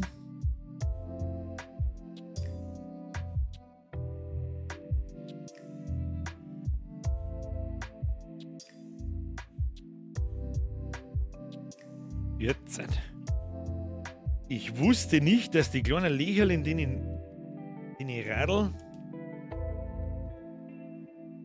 Ist halt die Frage, ob das schon. Die zwei Füße müssen ja gegenüber unterschiedlich liegen. Das ist noch mehr raus. Ja, gehen wir auf. Kriegen wir schon. Kriegen wir schon. Das ist der Stream ein bisschen länger. Wir haben nämlich fast nichts mehr zu tun dann.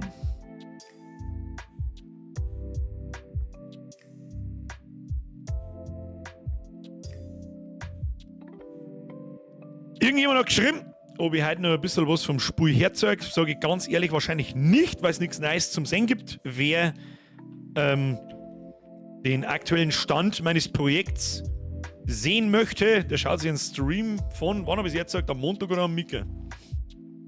Müsst ihr mir hier sagen, weiß ich nicht mehr. Wahrscheinlich an beiden.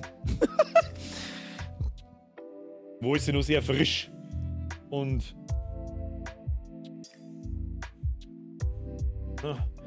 komplett neu ist, werde ich es wahrscheinlich sowieso jede Woche erzeugen, wenn es was zum Herzeigen gibt. Aber so wirklich viel ist es nicht. Was ich heute herzeigen kann im Vergleich zu letzten Mittwoch oder Montag. Funktionen sind alle noch ziemlich gleich, aber halt neu gemacht. Schauen aber für euch, für den Spieler, schaut alles gleich aus. So, jetzt habe ich einen totalen Chaos gemacht. Jetzt haben wir mir nämlich die Verse korrigiert. Wunderbar. Jetzt pass auf, jetzt können wir ja mal wieder seine Stiegel ziehen. Das tun wir außer. So.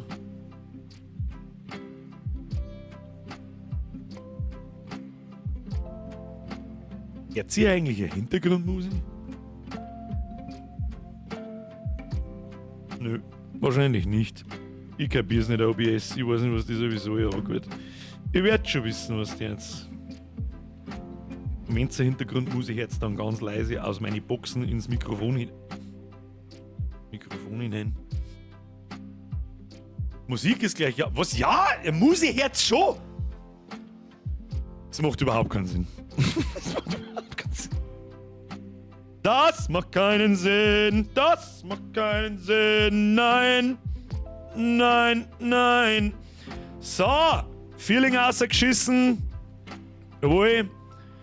Frau Studentin, ich hoffe, das flutscht bei dir dann besser in 2 Monaten.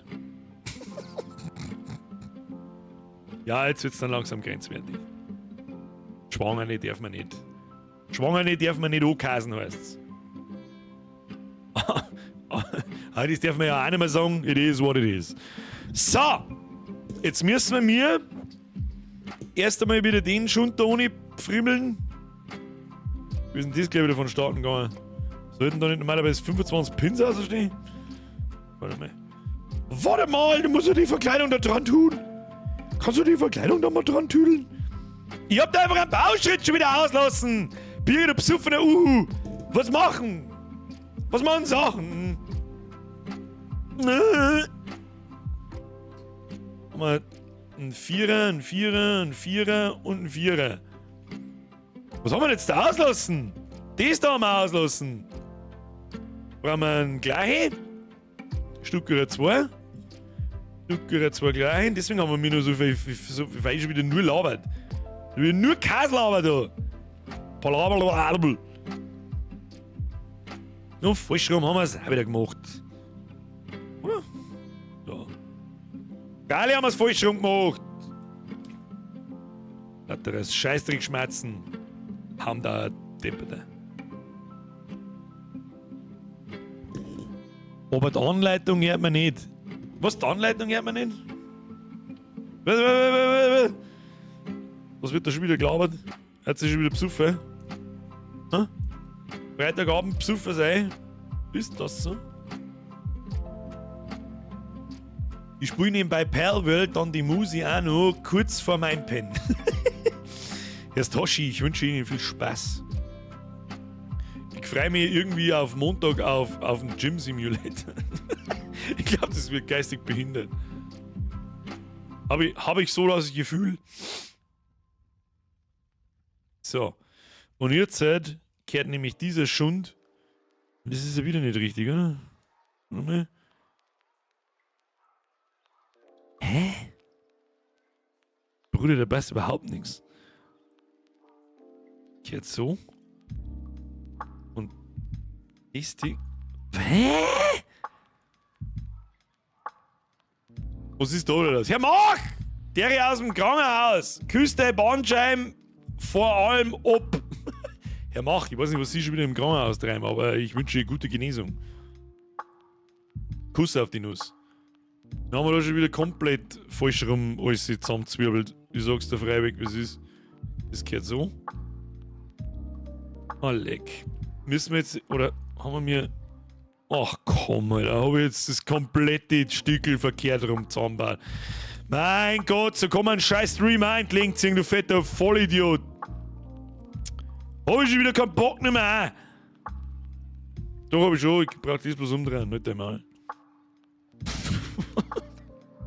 Da. Haben wir es jetzt richtig rum, ja? 1. Wie bringen wir das jetzt?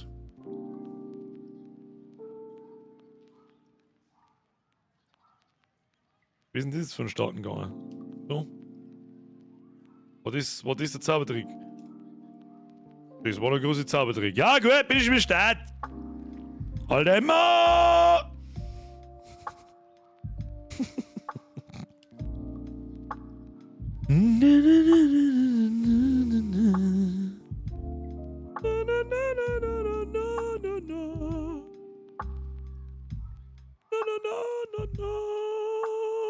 Na, was ist da los? Ja, geh halt rein dann. Gym Simulator, Birger live aus dem Fitnessstudio, ja, voll geil. Also. Geht's ganz anders. Da geht's ganz anders, geht's da. So, Fuß zusammengestepselt, jawohl. Selbe Kacke nochmal. Haben wir sonst nichts zum tun. Blub. Blub. Jetzt habe ich schon wieder das Gefühl, als darf man schon wieder doch kein Stepsel abgehen. Seht ihr das übrigens, dass das Ding jetzt dann fertig ist? Das sind unsere letzten Teile da. 6.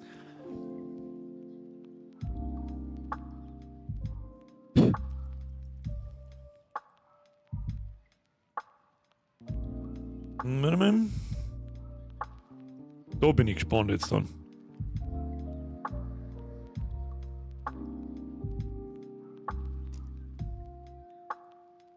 Wehe, das Ding läuft nicht, wie es mir versprochen worden ist.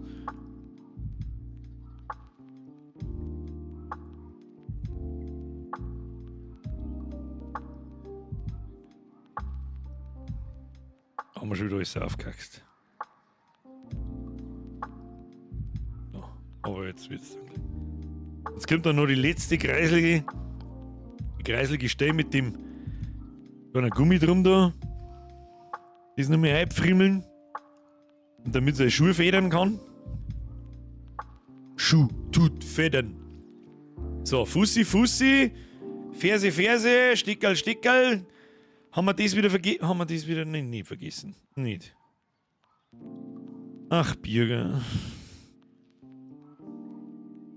Nein, wir haben es nicht vergessen. Aber an der falschen Seite. Oder wie? Na, müsste schon passen. Du, das müsste schon passen. So, dann kehrt das Ding.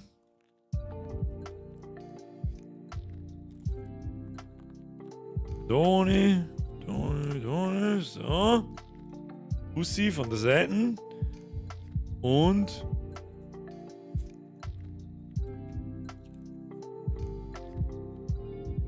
was in Gottes Namen soll denn das da stehen?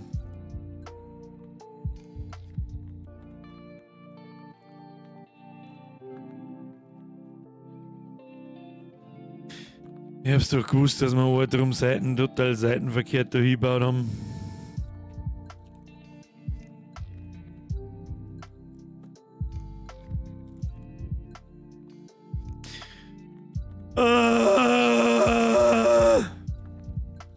Nicht kaputt machen.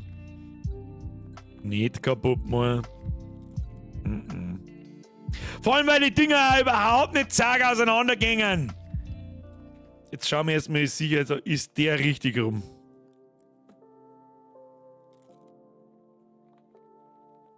Der müsste richtig rum sein. So. So. Ja, also der Fuß ist richtig rum, der andere ist verkehrt rum. Na gut. Na gut, dann ist er halt verkehrt rum. Aber leck mir am Arsch. Da gehört das kleine Ding mit dazu rein. Einfach Seiten versetzt. Was ist da los? Stopfe! Wie, du bist der King! Du, ich sitze nur da und spiel mit Lego-Stornl. Das ist zu viel. Zu viel des Lobs. Jetzt haben wir YouTube wieder zugemacht. Warum, man? Mach groß jetzt. So, jetzt geht's wieder. Was der Sprengi schreibt, Sprengi schreibt immer. Sprengi schreibt immer gute Sachen. Immer.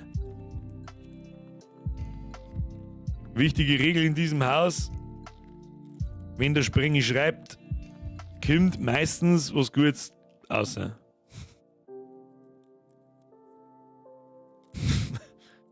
Nicht.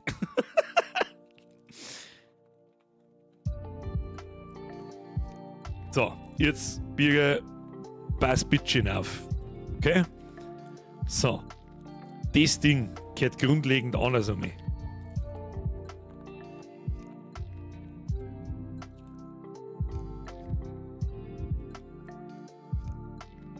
Und zwar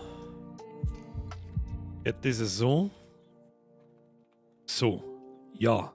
Jawohl. So geht's. Birger, genau so geht's. Na, so geht's nicht.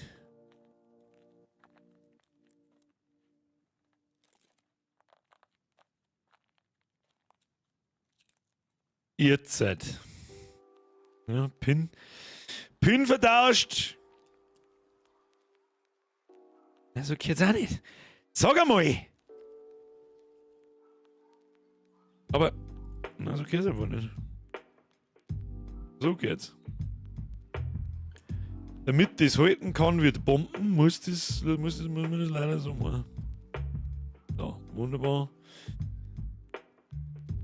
Jetzt habe ich es dann so oft auseinander wieder zusammengesteckt, dass es gar nicht mehr hält. So, jetzt diesen hier. Ja, dankeschön. So, dann haben wir das drum. Das gehört dann da so ohne. Ja, das ist auch alles schön und recht. Und jetzt verdammt nochmal aufpassen, wo du das Ding einschiebst. Das kann ich übrigens generell nur jedem raten. Immer aufschauen.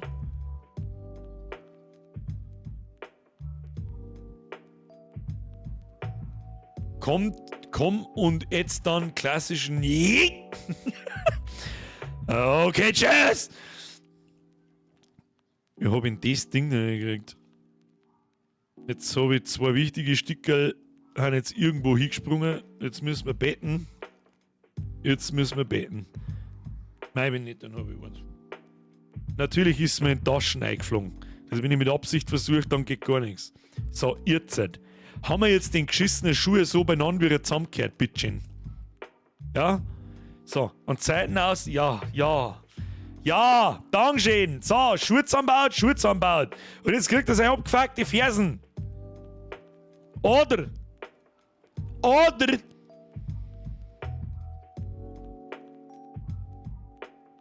Wir hauen ihm das gleich wieder hin. Dann brauchen wir 4 mit Gummidingen, das haben wir alles sehen. Dann brauchen wir noch 2 mit einem 4er. Die 2 Dinge. Und 4 mal die Radl da herum. Und dann muss das hier rein. Und das da rein. Und dann müssen wir jetzt wieder irgendwie dieses...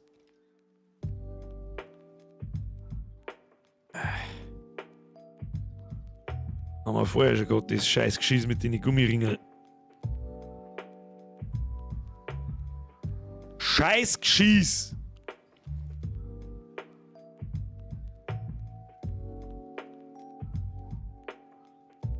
Aber vorher wird noch... Okay, dann der durch, da gehört der Dreier. Da durch, da. Jetzt bleibt da. Nein, nicht wieder.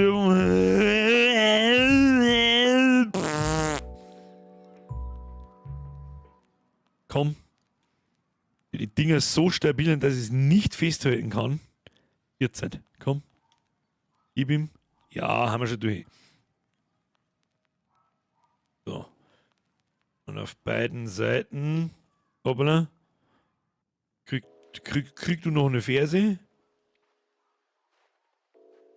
Ja. Ja. Fersige Ferse, Ferse, Ferse. So, ein weißer Schäber. Bitte gleich nochmal. Dann brauchen wir noch einen Vierer. Da haben wir offensichtlich wieder irgendwas verkackt, weil die Dinger zu lang sind, aber das ist mir jetzt wurscht.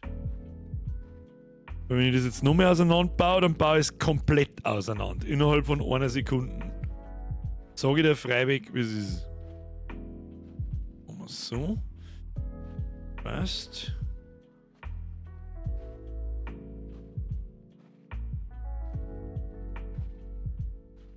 So, Gummiding. Durch mit dir. Los. Los. Schon kann er gehen. Jetzt bin ich gespannt. Freunde der Sonne, ein Bauteil ist uns übrig geblieben. Und ein paar Gleichen. Ein paar Fake-Gleichen, wenn ich so drüber nachdenke. Tja, wäre dann schon noch auffallen. Wenn die ersten Feinen. So, jetzt schauen wir mal. Das schaut eigentlich ganz gut aus. Ja. Hier gehört noch einer. Und... Zack. Zack. Meine Damen und Herren, ich präsentiere Ihnen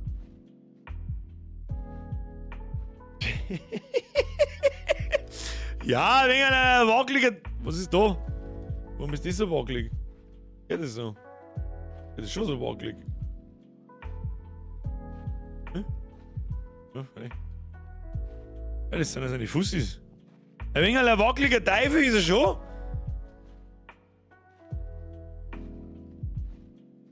Aber... Das war so. Ja, jetzt mir kein auf. Jetzt müssen wir erst einmal noch schauen, was da noch los ist. Ah ja. Press the left side buttons of the remote control up and down to control forward and backward movement. To reverse the direction, press and hold these two buttons simultaneously for about 3 seconds. The indicator light will flash once to confirm a successful reversal. Das heißt, der kann Viere und rückwärts. Und dann haben wir auf der rechten Seite, pass mir an, wir haben, das ist übrigens die Fernbedienung vom Panzer. Und das ist die Fernbedienung von dem da. Ich sag das ganz ehrlich, die Fernbedienung vom Panzer ist viel wertiger als das hier. Ja, mit Stick. Die ist viel leichter. Sechst da schon am Aus- und Einschaltknopf. Ist gespart worden. Aber, was cool ist, der hat zwar... der hat Schultertasten. So, jetzt pass auf, kann man die dann irgendwie da ohne pümmeln? Haben wir noch einen blauen Glei. Tu mir einen blauen Glei her. Blauer Glei. Machen wir so. Stecken wir den da so in den Kopf rein. So. Warum nicht? Warum nicht, habe ich gesagt. So, nein, das tun wir natürlich nicht. So, jetzt pass auf, die vom Panzer, die habe ich deswegen her da, weil da noch bei drin sind, in der Hoffnung, die gehen noch. Ja, gehen noch, blinken, schau hin. Ich hab nämlich keine AAA-Batterien mehr. Ich hab bloß Quadruple-A-Batterien. Schau hin. Ja, und die machen das Gewicht nicht fett, sag ich dir ganz ehrlich. Die alte, ne, die beim Panzer, die Fernbedienung, die ist um Welten stabiler und um Welten wertiger. Muss man jetzt einfach so sagen. So, da ist auch, beim Panzer ist auch ein blauer gleiche übrig geblieben. Den steckt man da an der Seite. Ja. Die blaue gleiche Sammelstation. So, jetzt pass auf. Jetzt schaut man mal um.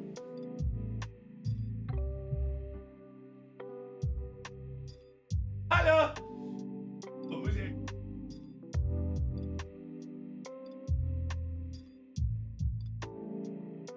Dann seht ihr da auch mal ordentlich was. Da liegt eine kleine Tablet-Tastatur am Land. Ah, ist wurscht. So, erstmal da. Dann werden wir die da hinein transferieren. Schaut's bei euch aus. Absolutes Pro-Gaming-Bürger. Ja, volle Kanone. Da haben wir uns sehr gut darauf vorbereitet. So, jetzt pimmeln wir die Scheiße rein. Was ich mich immer frage, sind eigentlich diese Fernbedienungen, wie ist denn das mit Receiving und so weiter geregelt? Kann ich da mit einer einen Panzer und den Hund gleichzeitig steuern oder wie läuft der Hase hier? So, einschalten. Es blinkt! Hey, die Scheiße blinkt! Da steht noch dabei, man soll Aufkleber draufkleben. Das sage ich dir freiwillig, was es ist. Doch, der hält der Steine auch nicht. So, hier, Aufkleber. Außerdem gelbe Aufkleber auf gelbem Ding.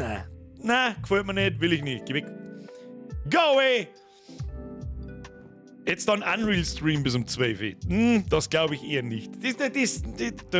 Da ich da auf meinem privaten, auf meinem Arbeits- und auf meinem Streamrechner umeinander gucke und Dateien hin und her schiebe und so weiter und so fort, bezweifle ich, dass wir mir das jemals streamen. So, klebriger Klebewisch, das ist ja schon halb 10 Uhr. Was habt ihr da für einen Stress? Jetzt düdelt man da noch ein wenig umeinander. Und dann ist halt der Abend für heute gelaufen. Es ist, was es ist. Jetzt, wenn ich noch finde, wo man den Teufel einschaltet. Machen wir so. So. Achtung. Ich laufe in eine Richtung.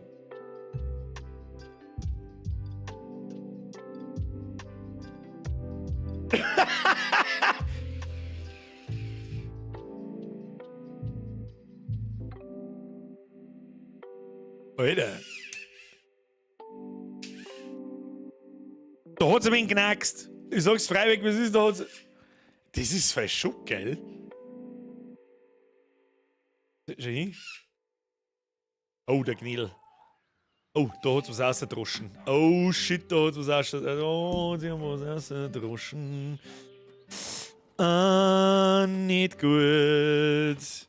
Gnädel ist schon gut. Ist schon gut. Ist schon gut. Ist schon gut. Ist schon gut. Jetzt weiß ich wo. Oh fuck, ich weiß nicht, wo das hingehört. Ich sag das freiweg, wie es ist. Ich sag's dir freiweg, wie es ist. Also zu krass lenken darf man nicht, weil sonst springt's aus. Kriege ich nicht zusammen so. Ja. Knädel ist schon gut.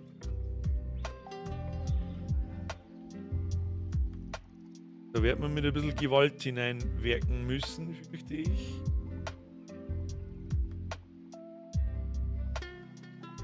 Ja, haben wir schon. Haben wir schon. Und auf der anderen Seite. Ja, I see. I see. Da ist ja ein Sniffelstück dazwischen.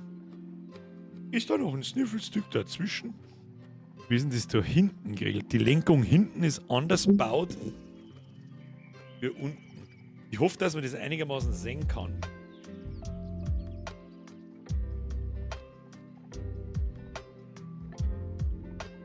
Schon faszinierend. Ich habe keine Ahnung, wie es funktioniert.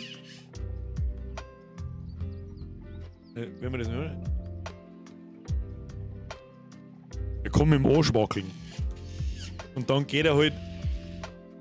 Der geht doch da nicht um Kurven, ne? Warte mal. Also jetzt gerade.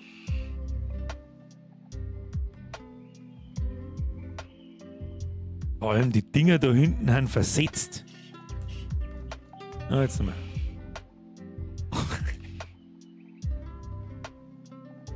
Ist schon ganz geil.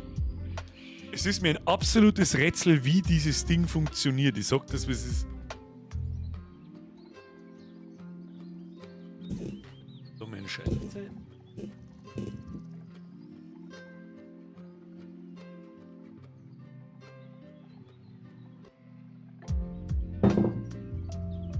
Hoppala. Was kann man noch antragen? Ein Gnädel kann man noch. Das Ding zeige jetzt übrigens ein Gnädel nicht, die rast aus und weiß gar nicht, was los ist. Ja, wie ich es mir schon gedacht habe, natürlich macht er nicht Schritt für Schritt, aber er geht Welten besser, als ich das dachte. Und er geht tatsächlich um die Kurven. Er geht tatsächlich um die Kurven.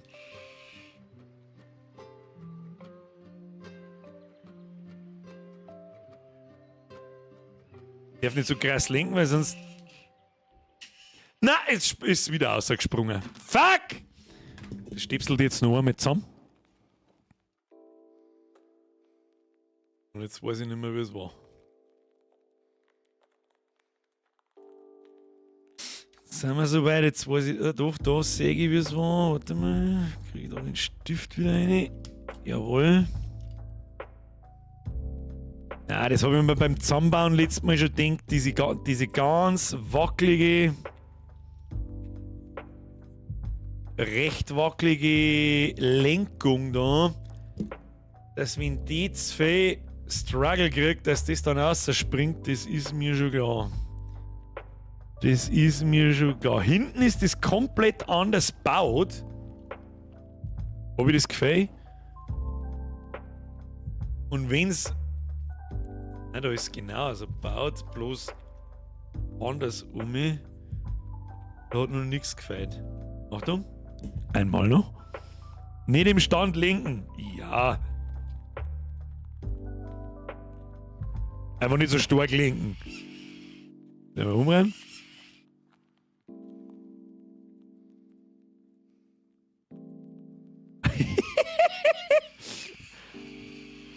Der geht viel besser, als ich das dachte. Ich hab mir eigentlich gedacht, ja, der rutscht halt dann so am Tisch hier und so weiter, aber überhaupt nicht. Der kann sogar richtig, dass der... Und spätestens bei der Kurven hätte ich gesagt, niemals, Alter.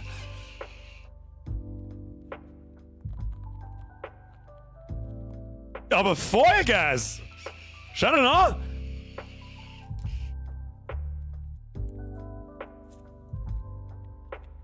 Und vor allem, dass man unterm G lenken kann. Schon geil. Gefällt mir. Was hab ich denn gleich wieder gezahlt dafür? Ich weiß nicht, 60 Euro? Es ist wirklich unglaublich. Das hätte ich niemals gedacht. Bloß glaube ich, hat es das Zahnradl. Nein, passt schon. Ist schon gerade. Ja, super geil. Ganz ehrlich. Super awesome. Gehen wir noch gerade hin. Super awesome. Ganz ehrlich. Hab ich nicht damit geredet. So, was ist? Herr Stupfe! Kuss auf die Nuss, mir ist wieder ein Zwickel. Schluss jetzt mit der Donnerei! Ich hau euch einen Knock an den Arsch! Das sagst, gibt's das. So, jetzt verwerkt man noch schnell die schwarzen Snüffelstücke. Wie kann man das, dass man das irgendwie da feststöpseln kann? Ja, unten dann wieder kann ich nicht drin. Ja, ist wurscht. Ist ja wurscht. Das hilft dann hier nicht. So, Kinder. Der Jodelmarsch. 80 Euro! Da habe ich 100 Mal mehr davon wie von fucking Skull and Bones. Das soll was ist. Das Ding stehe ich irgendwo hin, schaut auch ganz nett aus. Ich meine, fürs Wohnzimmer ist jetzt vielleicht nichts für die meisten. Aber für da herin, da kommt schön brav ins Regal, wenn ich nur irgendwo einen Platz finde. Und dann war das erst einmal das letzte Lego-Stück für längere Zeit. Das machen wir mir dann erstmal wieder ich sage mal, frühestens im Herbst. Nach der Sommerpause irgendwann. Sommerpause ist übrigens im August. Da können wir auch langsam aber sicher anfangen drüber zum Schmatzen. Es sind auch bloß noch 4 Monate. Meine sehr verehrten Damen und Herren.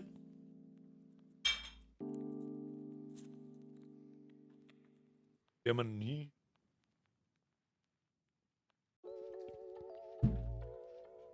I proudly present to you the Mold King Robodog. Wen interessiert das? Das stimmt nicht ganz. ich bin nicht gesponsert, aber der Link in der Beschreibung zu dem Ding ist ein Amazon Affiliate Link. Das heißt, wenn sie über den Link irgendjemand was bei Amazon kauft, habe ich was davon. Falls sie das tun, freut es mich. Gerät ist zu empfehlen. Hat ein paar frickelige Steine. Vor allem das da unten an die Füße mit den Gummidinger, das hasse ich. Und wenn man vielleicht nicht so hudelt und alles gleichzeitig macht wie ich, dann baut man Sachen auch richtig und nicht seitenverkehrt. Und dann ist es gar nicht so tragisch. Aber was da denn Lego-Experten unter euch? Was da denn das Ding bei Lego kosten? Das finde ich immer ganz interessant und extrem. Oh, hoppala, nicht runtergefallen. Locker über 100 Euro. Haben wir da oben, sieht man den? Ich glaube, man sieht ihn, glaube ich, ganz klar. Das ist das einzige Lego-Teil, das ich seit über 20 Jahren, das haben wir auch im Stream gebaut. Letztes Jahr um die Zeit, da war gerade der Star Wars-Scheiß. Ist auch schon wieder ein Jahr her, bist du besoffen. Steht der kleine BD-1. Der hat... Ich weiß nicht mehr, was der Teile hat. Ich weiß es nicht. 1000? Ich weiß nicht mehr, was der Teile hat. Auf alle Fälle, der kann nichts. Der hat keinen Motor, der hat keine Fernbedienung, der hat, ich glaube, keine 1000 Teile, 800 oder so. Ich weiß es nicht mehr. Du kannst seine Füße verstehen, ja. Mit einem ganz besonderen Verbindungsstück, das für mich ist es besonders. Für die meisten von euch wahrscheinlich nicht, die legonarisch sind. Und sonst kann er nichts. Absolut keine Funktion. Keinen Spielwert, gar nicht, weil das Ding langst oder fällt auseinander. Der kostet, glaube ich, UVP 130 Euro oder 100 Euro. Für den da habe ich 60 gezahlt. Oder 65. Der kann gehen, hat eine Fernbedienung dabei. Und wenn mich nicht alles täuscht, kann man die Mold King Motorenelemente nicht auch mit der Handy-App steuern? Weiß ich jetzt nicht. Gibt es von mir eine ganz klare Empfehlung. Der BD-1 ist wie ein Baby Nummer 5 lebt, das stimmt. Das stimmt absolut, ja. Tue ich mir da mal ein bisschen einen Monitor ein bisschen besser, damit ich den Chat noch ein bisschen lesen kann. Und ja, dann würde ich sagen, bedanke ich mich fürs Zuschauen. Danke an die Donations, das hätte ich jetzt nicht gebraucht, wie immer. Locker 400 Euro, wenn nicht mehr bei Lego, das glaube ich nicht. Für unter 1000 Teile über 400 Euro, das glaube ich nicht. Aber 200 Euro glaube ich schon. Für 200 Euro zahlst du bei Lego für den locker. Locker.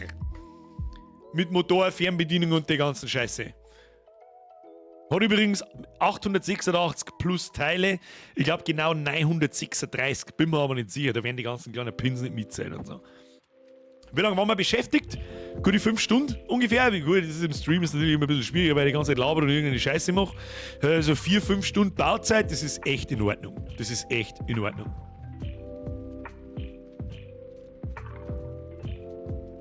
Herr Dockner, viele ältere Männer tragen eine Glatze, aber Robert De Niro. Oh Gott. Ich hab nachgelesen, Herr Dockner.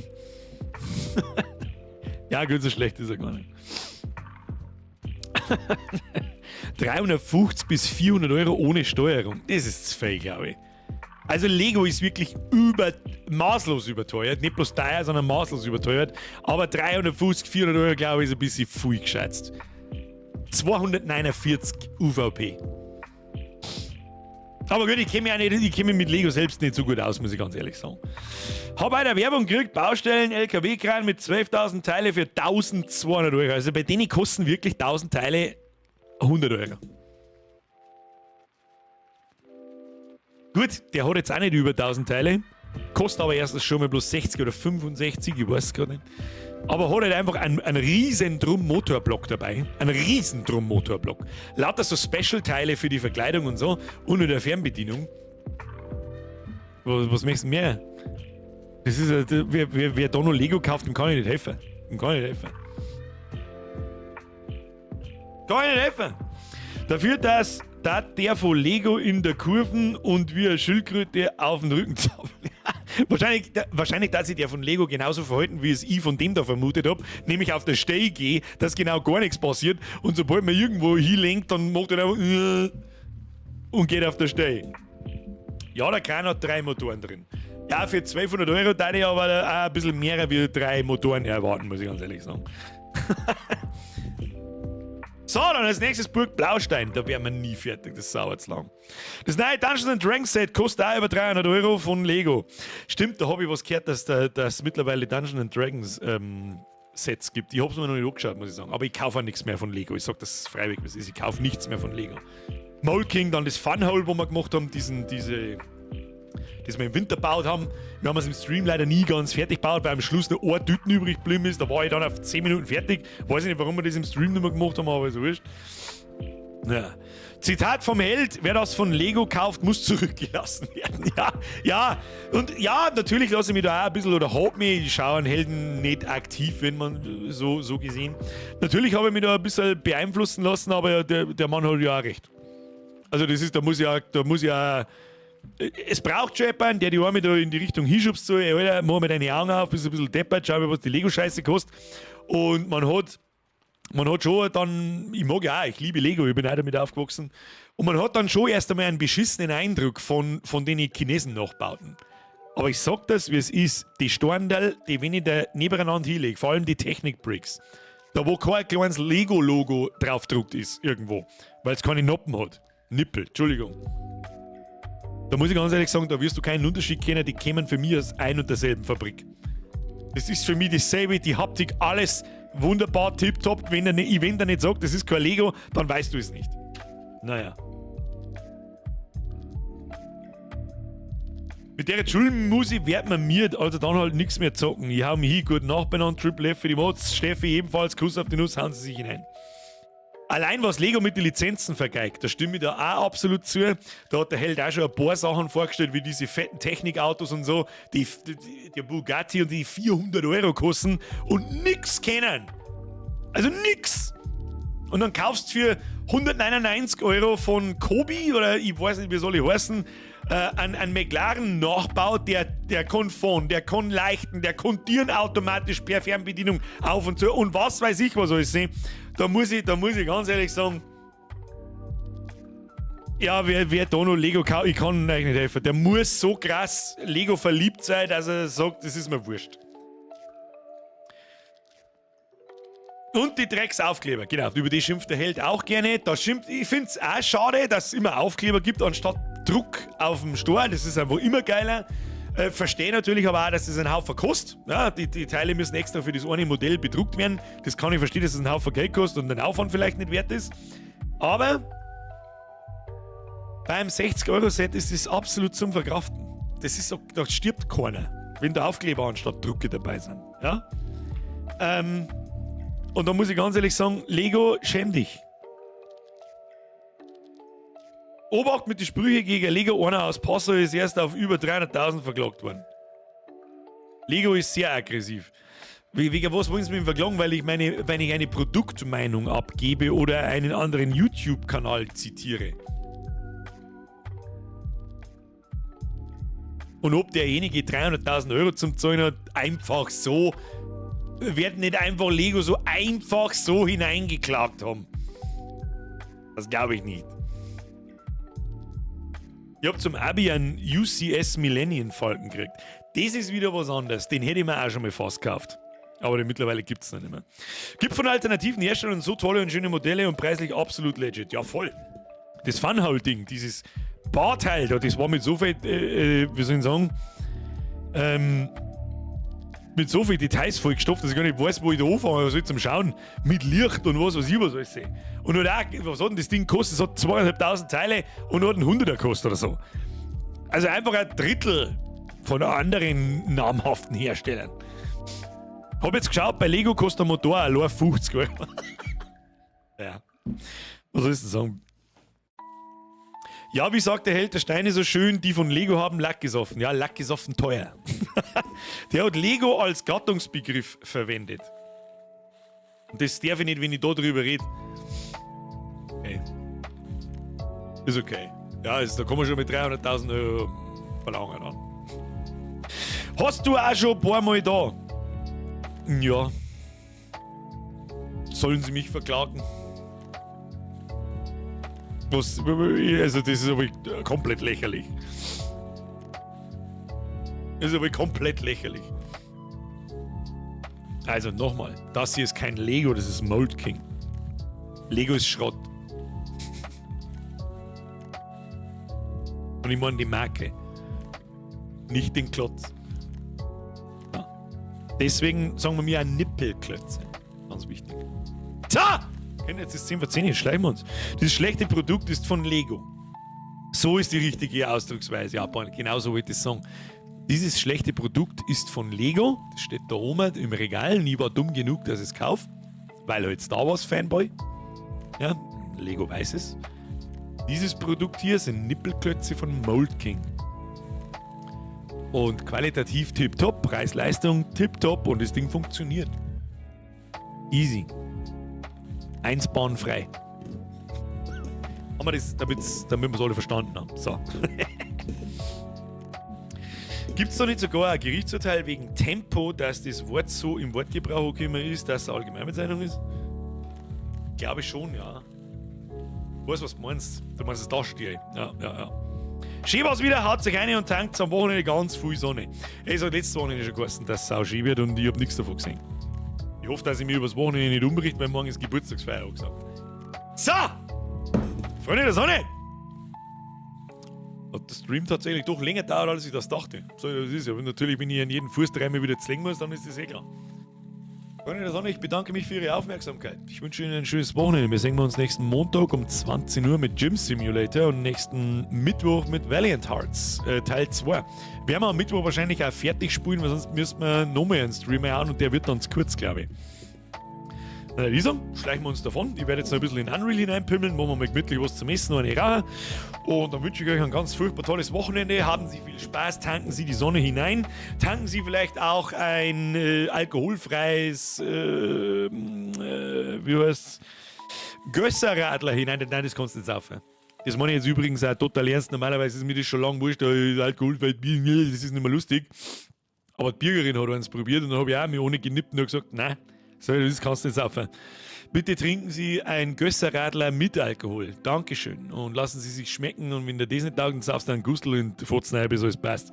So, danke für die ganzen Donations. Danke für die neuen Mitgliedschaften. Kuss auf die Nuss, da haben auch ein paar dabei gewesen. Danke für die Resubs. Wir sehen uns am Montag, 20 Uhr. Ich wünsche Ihnen ein schönes Wochenende. Hauen Sie sich hinein. Ich spare mir die Tröte, sonst flippt der Gondel. Okay, das übernächste Viech. Also das nächste Viech heißt Snüffelstück und das übernächste Viech heißt Gondel. So. Und ich schleiche mir jetzt davor. Haben Sie eine großartige, wie sagt der Held, haben Sie eine großartige Zeit, bla bla bla und überhaupt sowieso. Haut euch hinein! Es war mir ein inneres Blumenpflücken. Habe die Ehre! Blub. Schlecht sei hier.